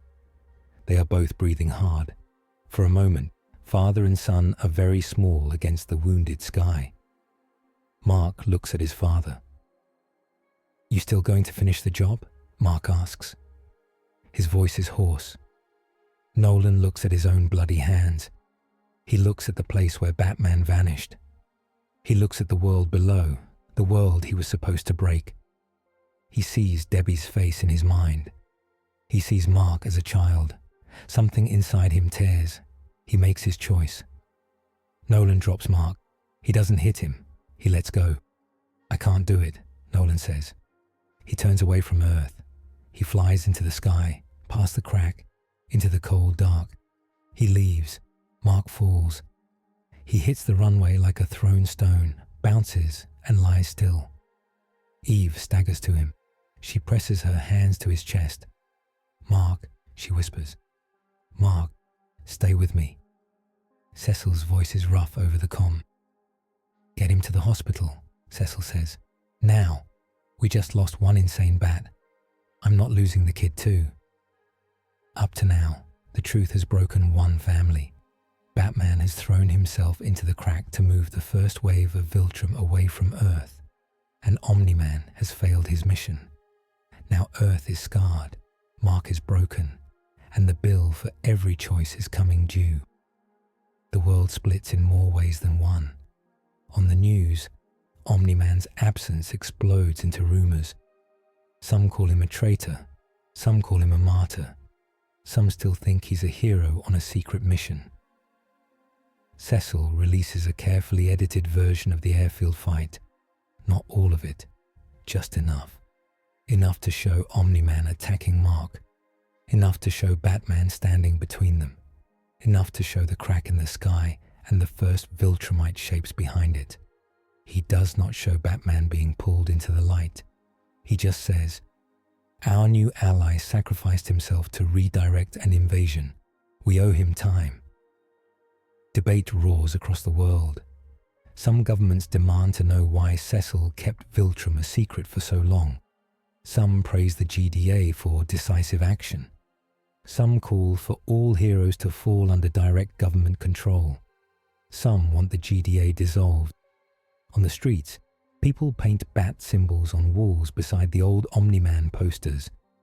Some cross out the mustache on Nolan's face with angry red ink. In the GDA, factions emerge. One group, led quietly by Donald and Robot, wants to double down on preparation, to follow Batman's model, plan for the worst, train, build tools that can stand against gods. Another group, mostly older brass, wants to cut deals. If Viltrum is coming, maybe Earth should make peace, maybe offer tribute. Cecil stands in the middle of all of it, smoking more than he should, eyes red. Debbie sits in a quiet room off to the side, watching her son sleep. Mark is in a hospital bed, hooked up to machines. His Viltrumite biology is already knitting bones and organs back together faster than any normal human. But even super healing has limits. His face is bruised. His shoulder is in a cast, mostly to keep him from moving too soon. Eve sits by his bed, holding his hand. Debbie stands at the window. "You should go home," Debbie says softly. "Get some rest." "I'm not leaving," Eve says. Debbie nods. She understands. She looks at the TV in the corner. A news anchor is talking about Batman. "They don't even know his real name," Debbie says. "He saved my son's life. He bought us time. And now he's just gone." Eve's voice is small. "He knew that was the cost," Eve says. Debbie turns to her. "That doesn't make it better," Debbie says. "That just means he chose to pay it." She looks at Mark. "My husband left," Debbie says. "He chose not to finish the job, but he still left. My son almost died fighting him. A stranger from another world tore himself out of reality to stop an invasion I didn't even know was coming. And I'm supposed to just go back to making dinner?" Her hands shake. Eve reaches out. "You don't have to go back to anything," Eve says. "You can choose something new. Batman would say, we all get to choose what we do with the time we have." Debbie laughs, wetly. "He would, huh?" she says. She wipes her eyes. "All right," Debbie says. "Then I choose to help. I've spent 20 years living next to a lie. I know how to see through them now. If Cecil thinks he's going to keep me in the dark again, he's got another thing coming." Eve smiles. "I'd love to see that argument," she says. "You will," Debbie says. She looks out at the cracked sky. "And if that Batman somehow crawls his way back here," Debbie says, "I'm going to make him the biggest pie this planet has ever seen. Then I'm going to yell at him for scaring me." Eve laughs. "I think he'd prefer the yelling," she says. Mark squeezes her hand, just a little. They both freeze. His eyes flutter open. "Dad," Mark whispers. Debbie's breath catches. She steps closer. "No," she says. "It's Mom. I'm here. Eve's here. You're okay." Mark frowns. "Batman," he murmurs. "Where?" "He's not here," Debbie says softly. "He's gone. But he bought you time, Mark. He bought us all time." Mark stares at the ceiling. Tears leak from the corners of his eyes. "He shouldn't have had to," Mark says. "It should have been me." "No," Eve says firmly. "It shouldn't have been you. It shouldn't have been anyone. But he chose it. You don't throw away his choice by trying to repeat it." Mark closes his eyes. He sees his father's face. He sees Batman rising into the light. He sees the crack in the sky. He opens his eyes again. "What do we do now?" Mark asks. Debbie looks at him. "We get ready," she says. Preparation looks different for everyone. Robot builds. He designs new suits, new bombs, new fields that mimic the red sun pulse Batman used. He studies the data from the sensors Batman placed on the airfield and in his suit. He creates a file labeled Viltrumite Countermeasures. Alan returns to the coalition of planets with news. Omni-Man failed his mission and fled. A human Viltrumite hybrid survived a direct fight. A foreign warrior from another universe crippled the first wave of an invasion.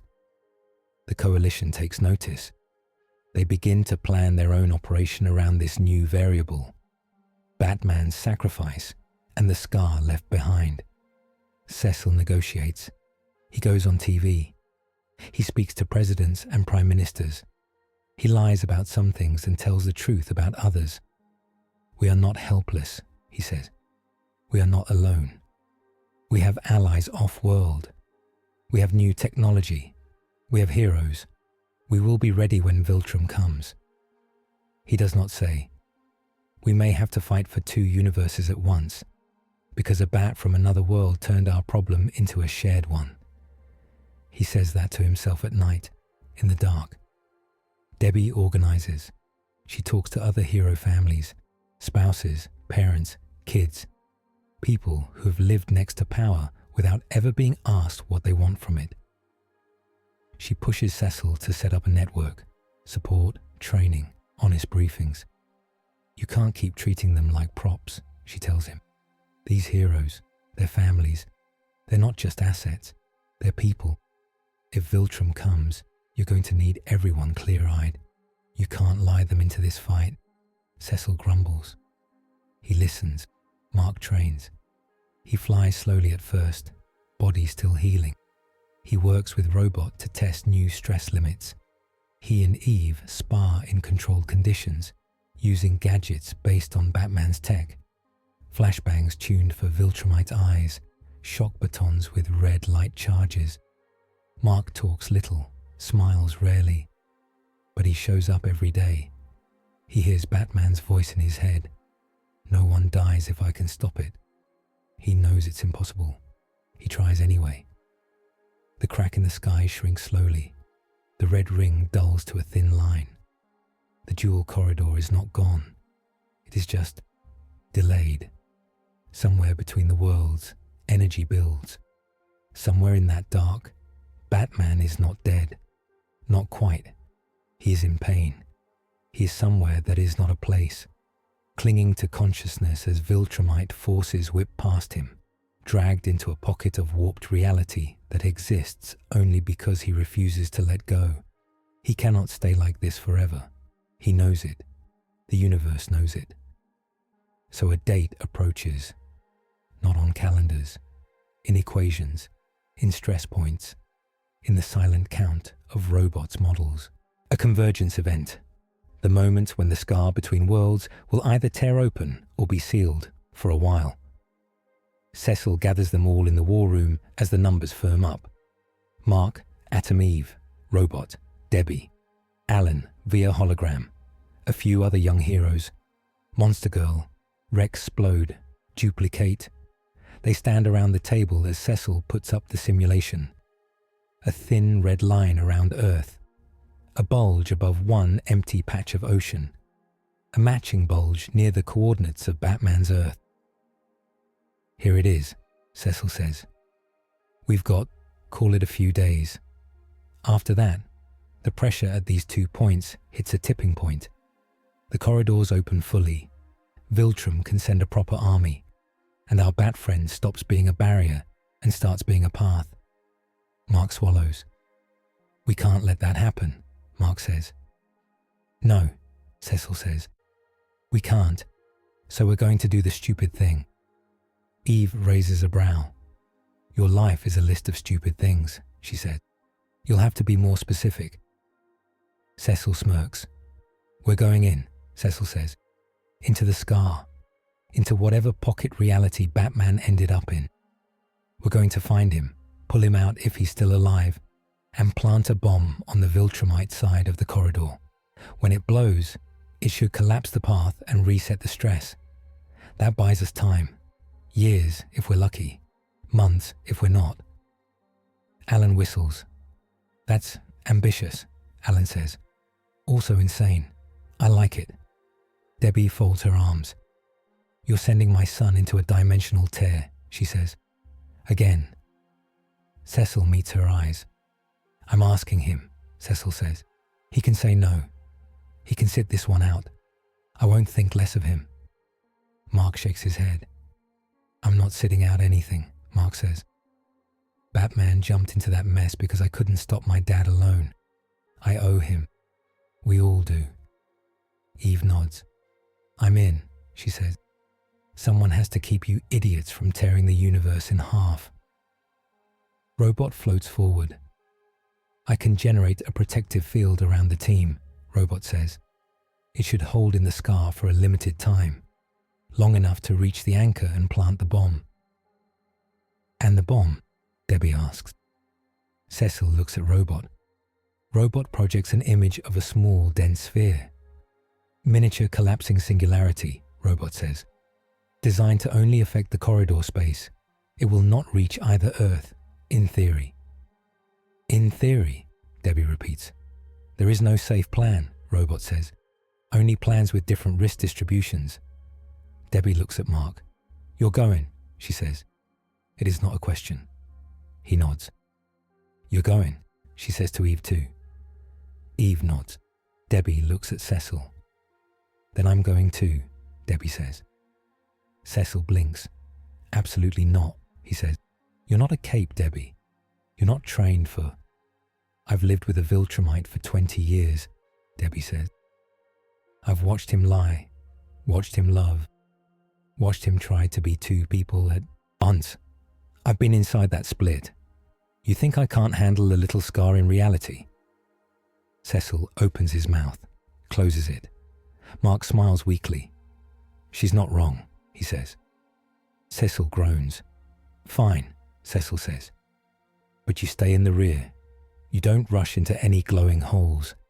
That's your son's job. Debbie gives him a look. No promises, she says. The operation is set. Travel to a crack in reality does not use planes.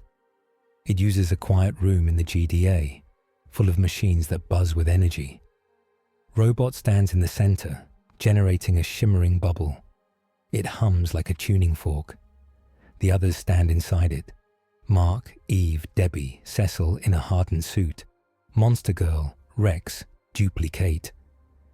Alan's hologram flickers nearby. I wish I could come, Alan says, but the coalition needs me on this side. Somebody's got to be ready to send backup if you all vanish into goo. That's very comforting, Rex mutters. Try not to die, Alan says. Mark smirks. We'll do our best, he says. Debbie touches his arm. Stay close, she tells him. You too, he says. Cecil checks his wrist display. Target coordinates locked, Cecil says. Brace for weird. Robot nods. 3, Robot says. 2, 1.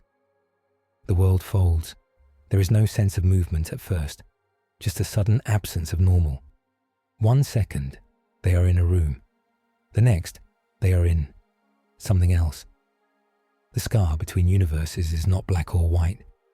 It is every color at once, stretched thin, rippling like water and glass and skin. Fragments of places slide past them. A piece of Gotham's skyline. A farm from Mark's childhood. A bit of deep space. An alley. A desert. Gravity pulls in none of the usual directions. Robot's bubble holds barely. Stay inside the field, Robot warns. Contact with raw scar matter may cause unpredictable effects. Monster Girl peers out. It's kind of pretty, she says. Rex shudders. You need better hobbies, he says. Mark spins slowly in place. Batman, he calls. Batman, can you hear me? His voice echoes strangely. It comes back sounding older. Debbie grabs his hand, grounding him. Eve closes her eyes, feeling the stress lines in the space around them. I can sense the anchor, Eve says. It's like a knot, tight, hurting. Move us toward it, Cecil says. Robot adjusts the field. They drift. Time stretches, or compresses. It's hard to tell. At one point, Mark sees his own face floating in the distance, a memory of the day he first flew. At another, Debbie sees Nolan holding baby Mark. I hate this place, Rex says. Shut up, Monster Girl replies. Then they see him. Batman hangs in the scar like an insect caught in amber. His cape drifts around him. His eyes are closed. Energy arcs from him to a cluster of glowing forms nearby. Viltrumite armor shines faintly in the haze, twisted and bent. He has dragged several invaders with him and trapped them here. They are not dead. They strain against invisible bonds, snarling. Batman, Mark breathes. Debbie covers her mouth. He looks terrible. His armor is shredded. His skin is pale. But his chest still moves, just a little. Robot moves the field closer. The anchor is bound to his nervous system, Robot says. If we remove him, the corridor will snap fully open. We must replace him with something else, or we annihilate this space. Like your singularity bomb, Cecil says. Yes, Robot says. Eve stares at Batman. I can feel the pressure on him, she says. It's crushing. How is he still alive? He's stubborn, Debbie says. Her voice is wet. So, Cecil says, here's the choice. We plant the bomb, blow this whole scar, and hope the shockwave doesn't fry both universes. Or we try something softer and risk Viltrum using the corridor again later. Mark looks at Batman. He remembers his words. I break the lies. I build the plan. He looks at Robot. Can we transfer the anchor? Mark asks. Shift the corridor to something else that can hold it without dying? Some kind of machine? Robot's eyes brighten. Possibly, Robot says. If Atom Eve reshapes the singularity device into a stabilizing core instead of a bomb, we could, in theory, bind the corridor to it. It would still collapse the link to Viltrum's staging area, but it would not fully close the scar. Instead, it would become a gate, locked, controlled. A gate we hold, Cecil says, not them. Debbie shakes her head.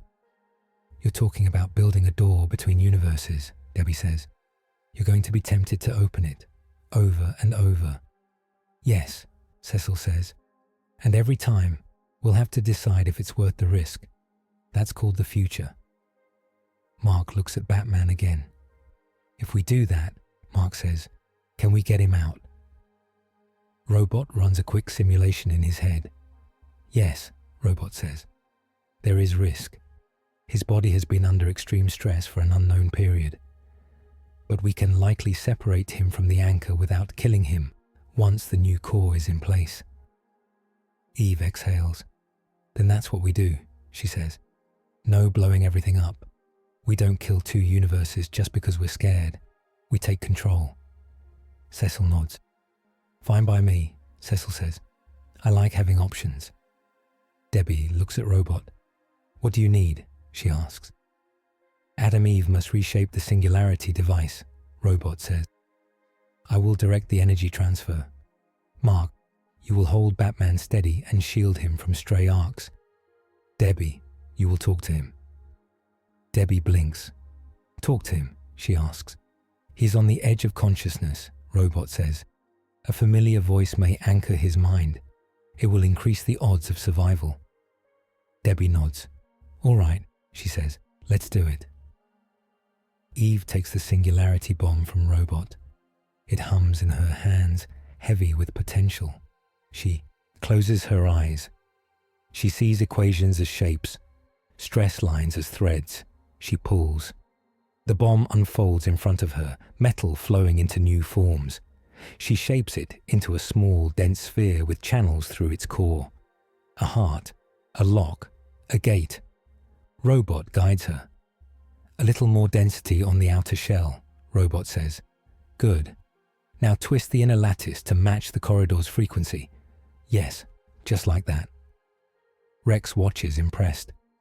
You're terrifying, he tells Eve. Thanks, she says through gritted teeth. Robot positions the new core near Batman. Mark, Robot says, take his shoulders, keep him still. Mark steps out of the bubble for a moment. Robot extends the field around him like a glove. Mark's skin tingles. He reaches Batman. Up close, Batman looks even worse. His mask is cracked. His mouth is set in a harsh line, even unconscious. Mark grips his shoulders gently. Hey, Mark says. It's me, the kid, Invincible. You did the impossible thing again. Time to stop now. Debbie moves closer too, staying within the extended field. She puts her hand on Batman's forehead. Bruce, she says. The name comes out without her meaning to.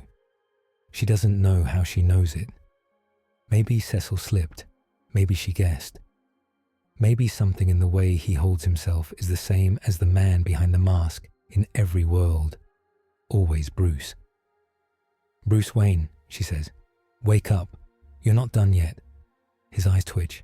Robot does not comment. He is busy. Beginning transfer, Robot says. Adam, Eve, ready. Ready, Eve says. Energy jumps from Batman's chest to the new core. He arches in pain. Mark holds on. I got you, Mark says. I got you. Debbie leans close. You can't stay here, Debbie says softly. You're not allowed to die in a place that doesn't even have a name. Come home, even if it's not your home. Come to where people care that you're breathing. Batman's jaw unclenches. He gasps. Robot narrows his focus. Almost there, Robot says. Eve, hold steady. Eve's hands shake. It's a lot, she says. You're stronger, Robot says. You can do this, she growls. I know, she says. The last stream of energy pulls free from Batman and slams into the core. The corridor shudders. The glowing forms of trapped Viltrumites yank away from Batman and into the core as well, sealed inside like flies in amber. The scar steadies. The pressure drops. The new core glows softly, floating between worlds, binding the two universes in a locked embrace. Robot exhales, a purely aesthetic choice. Transfer complete, Robot says. Anchor reassigned. Batman collapses into Mark's arms, limp. Debbie clutches his hand. Is he? Mark starts. His sentence is cut off by a new shock. The scar bucks. A fresh wave of energy rushes in. Not from Viltrum, not from either Earth, but from the rules of reality itself. You tampered with a cosmic wound, Robot says. Reality is unhappy. The scar begins to close. Not neatly, violently. It's collapsing, Robot warns. We must leave. Now. Cecil swears. Everyone back in the bubble, he yells. Mark pulls Batman with him. Debbie helps, holding Batman's legs. Eve pushes the field wider to make room, shaping the scar matter away from them. Monster Girl grabs Rex by the collar and hauls him in. Duplicate multiplies briefly to pull everyone's stray limbs clear. Robot contracts the field. Hold on, Robot says. The scar screams, then spits them out. They slam back into the GDA room. Everyone falls in a heap. Machines blare alarms. The new core appears in a containment field in the center of the room, glowing softly. The crack in the sky outside shrinks to a hair-thin line and then settles into a faint permanent scar. The jewel bulges on Robot simulation smooth. The immediate convergence event has passed. There will be more, but not today. Mark groans and rolls over. Debbie crawls to Batman. He lies on the floor, armor broken, breathing shallow. She presses 2 fingers to his neck. There is a pulse, faint, real. He's alive, she said. Cecil staggers to his feet, clutching his side. He looks at the core. So, Cecil says, We've got a sealed gate between universes with Viltrumites trapped inside. A walking bat who just got back from being a human paperclip in reality's stapler, and a scarred sky that reminds everyone we almost got wiped. That about cover it? Robot nods. Also, Robot says, we just proved that cross-universal operations are possible with a survival rate greater than 0. The Coalition will be very interested. Cecil smirks. Of course they will, he says. He looks at Batman. Welcome back, Cecil says. Told you I'd have to explain something dramatic to your world. Now I get to tell them you're not dead. That'll help the ratings. Batman's eyes flutter open. Gotham, he rasps. His voice is rough. Not your ratings. Debbie laughs, relieved tears on her cheeks. Nice to see you too, she says. Batman looks around. He takes in the core, the room, Mark, Eve, Debbie, Cecil, Robot. He nods, just once. What did I miss? He asks. Later, Cecil says. Right now, you're going to the medical bay before you fall apart on my nice clean floor. Batman tries to sit up. His body disagrees. He collapses back, unconscious. Debbie pats his shoulder. You did your part, she says. Let us do ours. Power scaling interlude Shrill 2. Cecil records a new file. GDA file note, Cecil says. Subject, Batman, post-scar. Secondary, Invincible, Atom Eve, GDA. Here's where we stand. Batman is alive, but he's not the same. His body took a full dimensional beating. He's slower now. His reflexes are dulled around the edges. The docs say he'll heal, but he's never going to be at his old peak. On the plus side, surviving that scar gave him a weird edge. His nerves now register cross-dimensional energy like a sixth sense. He can feel when the gate core is stressed. That's going to be handy. Mark's stronger. Viltrumite healing plus the airfield fight pushed his limits up. He can take more punishment. His problem is upstairs. He's carrying enough trauma for 5 people. Atom Eve burned a lot of fuel reshaping the singularity. She can still warp matter, but big jobs leave her wiped for days. She's learned she has limits. That's new for her. The gate core gives us power and a leash. We can study Viltrumite tech, maybe even peek at Batman's world someday, but every use risks cracking the scar wider. If Batman pushes too far, physically or tactically, he could trigger a new convergence event. We're stronger.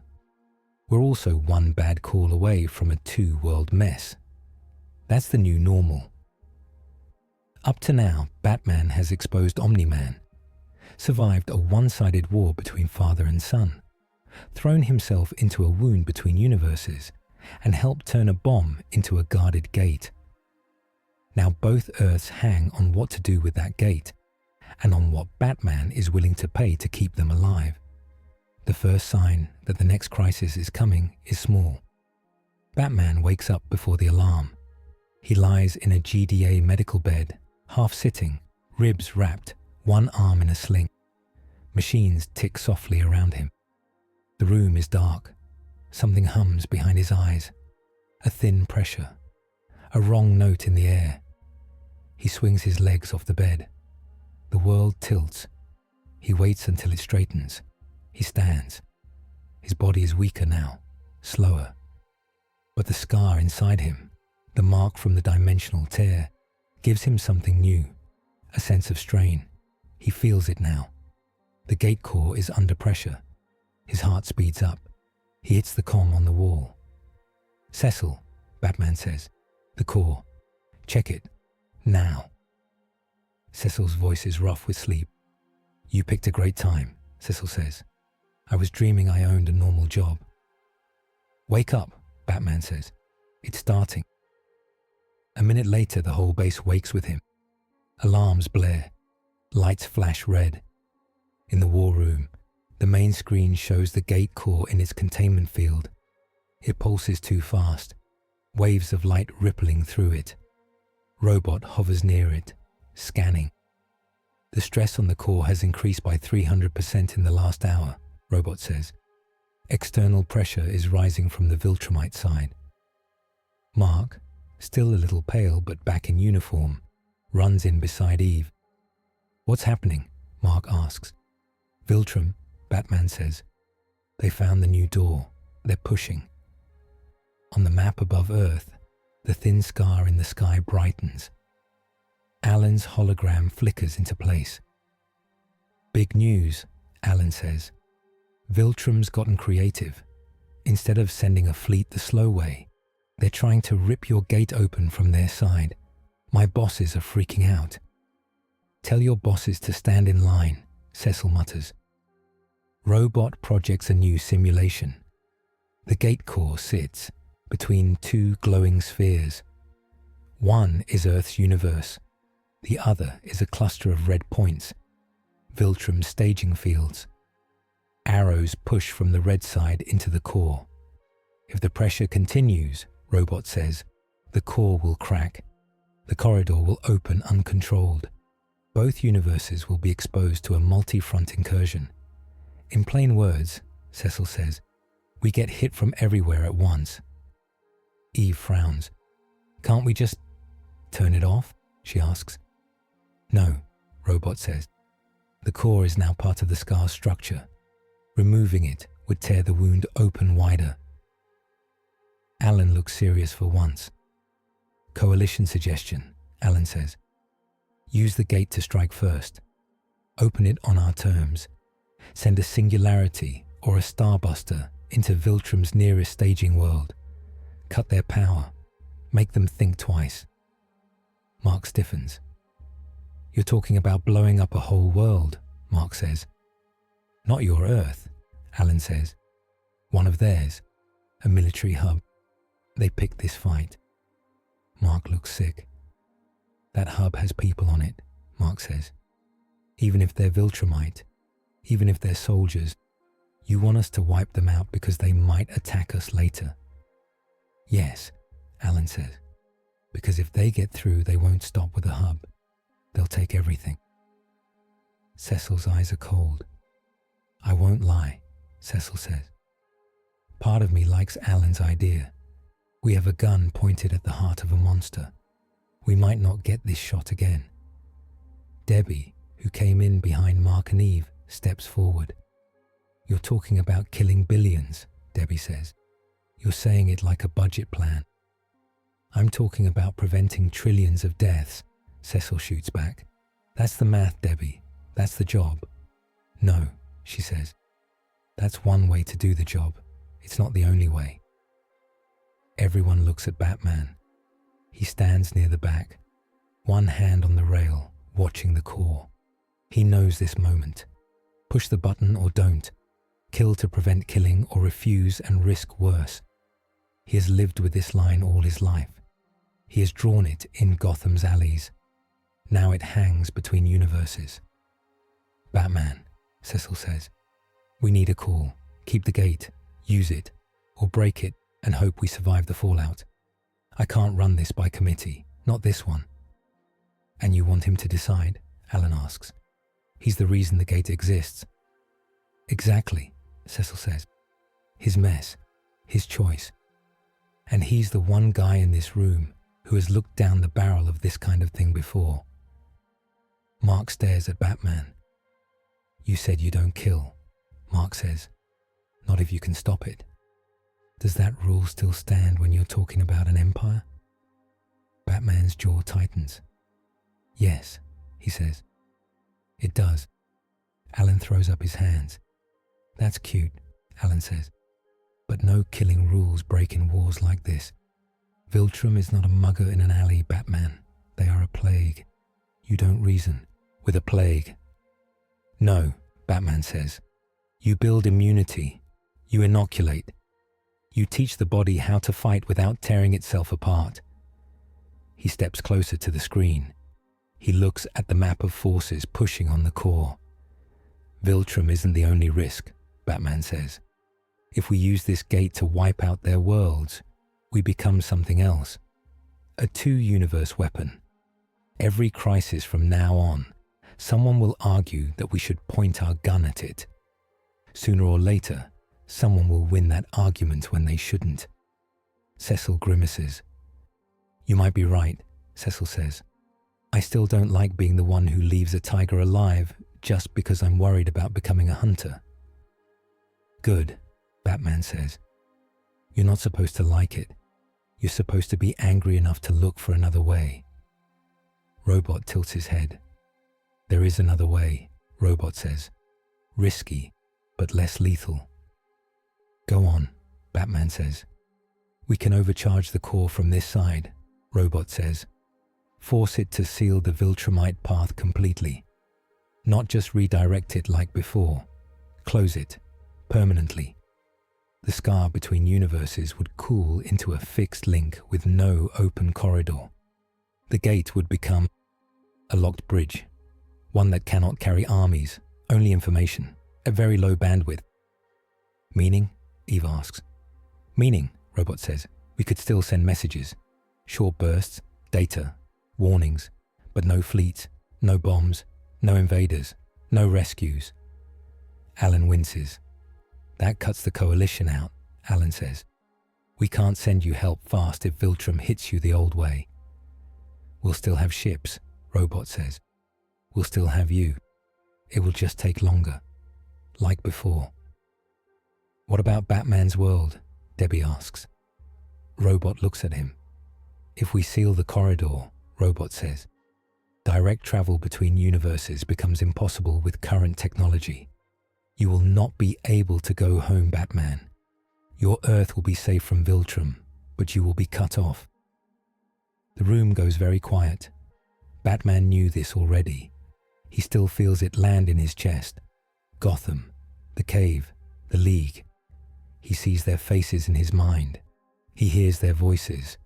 He knows they may never know what he did here. Or they will only hear a broken version, through guesses and myths. He stands very still. Debbie watches him. Mark does too. You could go back now, Mark says. Before we seal it, use the last bit of open space. Leave us to fight Viltrum the long way. You've done more than enough. Eve swallows. If you leave, she says, we'll understand. Batman closes his eyes for a second. He imagines stepping through a portal, feeling Gotham's polluted air again, hearing the city's heartbeat. He imagines turning his back on this world, on these people, on the boy who was willing to die to stop his own father. He opens his eyes. No, Batman says. He looks at Mark. You're not ready to face this alone, Batman says. You will be, but not yet. And I can't ask my world to carry this threat on top of its own. They have their battles. You have yours. I crossed the line between them. That's on me. He looks at the core. We seal it, Batman says. We close the path for armies. We keep a thin channel for words. We fight Viltrum in this universe the hard way. We trust the coalition to help through normal space. We trust my world to deal with its own monsters without me. Cecil stares at him. You're sure, Cecil says. No, Batman says. I'm never sure. But this is the least bad option. I don't win by committing a quiet genocide. I don't win by bringing two universes into a forever war over one door. I win by making sure there's still something worth saving on both sides. Debbie nods slowly. You're staying, she says. Yes, Batman says. Mark's throat works. Then I'm going to make that count, Mark says. You're not just stuck here. You're part of this. Alan sighs. Coalition will complain, Alan says. A lot, but I'll back you. We wanted a symbol that Viltrum can be stopped without becoming them. This is that. Cecil takes a deep drag on his cigarette. All right, Cecil says. We seal the gate. No bombs, no armies. Just a scar and a trickle of letters between worlds. Robot, what do we need? Robot's eyes glow a little brighter. We must perform one more operation inside the core. Robot says. Similar to the previous one. Atom Eve must reshape internal structures while Batman uses his scar sense to guide the closure. Invincible will provide physical defense. The Viltrumites will likely make one final push as we close the door. So we're back into the weird zone, Rex mutters from the back. Last time, Batman says, if we do this right. He looks at Mark and Eve. One more trip, Batman says. No second chances. Mark grins just a bit. Story of our lives, he says. Eve squeezes his arm. Let's go break a door, she says. The Convergence event is not quiet. Robot generates the field again, this time around a smaller team. Batman, Mark, Eve, Robot himself, and Debbie at the rear. Cecil stays in the control room, watching every feed. Alan's hologram stands with him. Send them back, Alan says.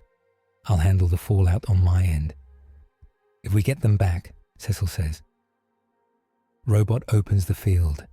The world melts. They are inside the scar again. The core floats ahead of them now, larger than before, glowing like a star inside a bruise. On the far side, blurred and hateful, Viltrumite shapes slam against the membrane of space. They are trying to force their way through. Every impact makes the core flash. Batman feels each hit as a pulse under his skin. He grits his teeth. Talk to me, Robot, Batman says. We must compress the corridor, Robot says. Fold it down from a wide channel to a narrow thread. Eve, you must soften the outer shell.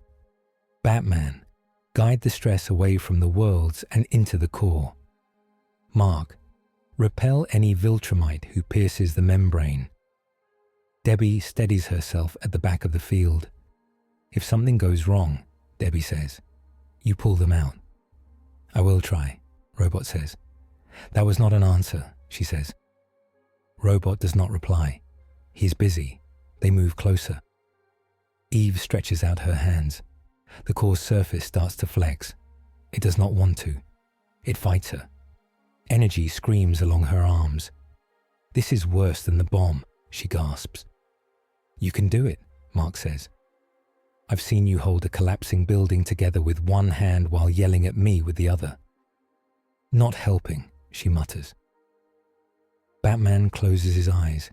He reaches with the strange sense inside him. He feels the scar. He feels the way it grips the core. He feels the tug from Viltrum, a deep, hungry pull. He presses back. He is not strong in the raw way Viltrumites are. He's strong in another way. He's good at pushing in the right place. He directs the stress like water around a rock, letting it slide into the core and not out toward the universes. Left side, he says. More pressure there. Ease it down, Eve. Now the top. Good. The core shrinks. The corridor narrows. The Viltrumites notice. One of them, stronger than the rest, breaks through for a second. Half his body juts into the scar, armor gleaming, eyes wild. He roars and swings a fist at the field. The bubble shakes. Mark is there in an instant. He hits the Viltrumite in the face. The shock slams through both of them. Blood sprays, red and dark. Get back, Mark yells. The Viltrumite snarls. You are one of us, he spits. You should be on this side. I am, Mark says. I'm on Earth's side. He punches again. This time he pushes the Viltrumite's head back through the membrane. Eve clamps down on that section, turning the space itself into thick, resistant gel for a heartbeat. The Viltrumite slides away, trapped again behind the thinning wall. Eve laughs, breathless. I just punched space, she says. Hold, Batman says. He is sweating. His broken ribs ache. His muscles shake. But he keeps his focus. The core shrinks again. The Viltrumite blows become faint. Robot's voice is calm. Almost there, Robot says. Eve, channel your power into the final lattice twist. Batman, guide the last surge away from both universes. Eve grits her teeth. You owe me so much pizza after this, she tells Mark. Done, Mark says. Batman feels the final wave coming. It is huge, the last push. Viltrum slamming their will at the door one more time. He remembers Darkseid. He remembers Pariah. He remembers every god and monster who told him humans were ants. He remembers Gotham streets and this world's suburbs. He thinks of kids who just want to go to school. He sets his feet in nothing and pushes. Now, Batman says. Eve twists. The core locks. The surge slams into it. The scar walls flare. For a second, Batman sees everything. Gotham's skyline at night, Earth from orbit, Viltrum's brutal plains dotted with cities, coalition fleets in deep space, two universes woven together by a thread of light. Then the light snaps, not in anger, in decision. The corridor collapses into a single thin line. The Viltrumite shapes vanish. The pressure inside the scar drops to almost nothing. The core cools, its glow softening. Robot checks his readings. Viltrumite access, 0, Robot says. Corridor width, minimal. Information channel, intact. Both universes stable. Debbie exhales. Mark laughs, shaky. Eve sags. Batman lets go. The new silence is loud. He feels one more thing, though. A sudden empty place. His link to his own universe, the tug he had felt since the first jump, is gone. Not numbed, not hidden, gone. He stands there in the bubble, feeling the absence. Mark sees his face. I'm sorry, Mark says. Batman nods. Don't be, he says. My world is safer. That's what matters. Debbie steps forward. You're not alone here, she says. Batman looks at her. I know, he says. Robot moves them back toward the exit. The scar around them calms. It is still strange, still wrong, but it is no longer screaming. It is a healed wound, not an open cut. They slip through the last thin layer and fall back into the GDA. Lights are normal. The room is normal. Cecil looks older. Alan's hologram is wide-eyed. Did it work? Alan asks. Robot nods. Yes, Robot says. The gate is sealed. Viltrum cannot send forces through it. We can send small data packets. No travel, no bombs. It is done. Cecil slumps in his chair. Well, Cecil says. That's that then. We just closed the scariest door I've ever seen. We still have an empire to worry about, but at least they have to use the front gate like everyone else. He looks at Batman. You sure about staying? Cecil asks. Last chance to change your mind. Not that I have a way to send you home, but I can at least feel bad about it. Batman actually smiles, tiny and tired. I made my choice, Batman says. Gotham has other protectors. This world has fewer. It's simple. Mark steps to his side. In that case, Mark says, you're not just a guest anymore. You're part of this world, part of our fight. You're family. Batman raises a brow. That's a strong word, he says. Debbie folds her arms. You think you get to throw yourself into space scars and then keep people at arm's length, she says. Too late. You're stuck with us. Eve grins. Welcome to the dysfunctional team, she says. We have dragons, clones, dad issues, and now cross-dimensional guilt. Batman shakes his head. He is tired. He is in pain. But he is also lighter. Just a little. Then we start setting rules, Batman says. About the gate. About Viltrum. About us. Cecil smirks. Of course you do, Cecil says. All right, Bats. Lay it out. The new status quo forms over the next months. Rule by rule. Scene by scene. The gate core sits in its containment field, guarded by robots and shielded by layers of law. It hums softly, a locked bridge between universes that only carries tiny bursts of data. Star charts, warning signals, messages from Alan and the Coalition, a few encoded pulses that Batman sends into the quiet. just in case his world ever learns to listen. He never gets an answer. He still sends them. The GDA rewrites its protocols. A new document appears in their systems. Batman Contingency Framework. Its rules are simple. No use of dimensional tech for first strikes. No unilateral gate openings. Any use of the core must pass a council review that includes Earth, Coalition, and independent hero representatives. Batman refuses a permanent vote for himself. "I don't get to be the one who decides when we break my rule," he says. "I only get to argue." Cecil laughs. "You do a lot of that," Cecil says. Mark, Atom Eve, Robot, and Debbie sit on that council. Sometimes they agree. Sometimes they yell. They always remember the scar in the sky. Mark trains with a new purpose. He is still invincible, but the word means something different now. It does not mean can't be hurt. It means won't give up. He and Batman build drills together. They design response patterns for Viltrumite raids, for coalition calls, for new threats that will come. Batman makes Mark learn how to fight without relying on brute force. "How do you knock out someone stronger than you?" Batman asks. "Hit harder," Mark says. "No," Batman says. "Hit smarter." He shows Mark how to change angles, how to use momentum, how to aim for joints and nerves even in bodies like Nolan's. Eve learns her limits and how to stretch them safely. She and Robot work on building more stable matter constructs, on creating shields that can withstand Viltrumite blows without draining her dry. Debbie becomes a key voice in the new planning. She does not fight with her fists. She fights with questions. "How does this plan help people on the ground?" she asks Cecils and generals. "What happens to families if this city becomes a battlefield?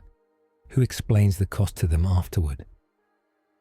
People roll their eyes at first. They stop rolling later, because she is right too often.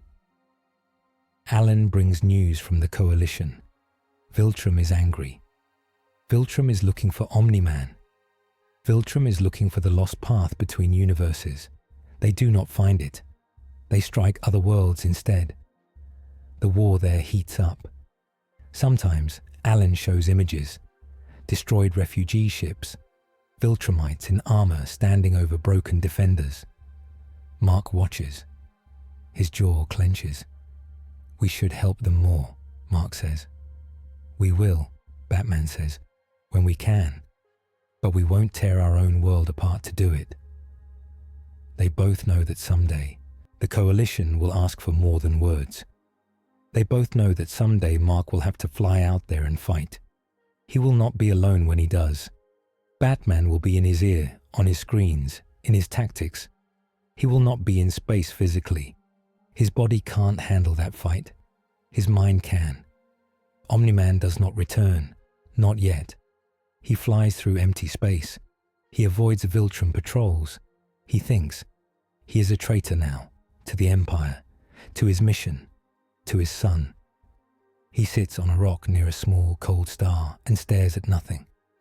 He remembers Batman's eyes, unpowered, unafraid. He remembers Mark's voice when he said, "I'm choosing them."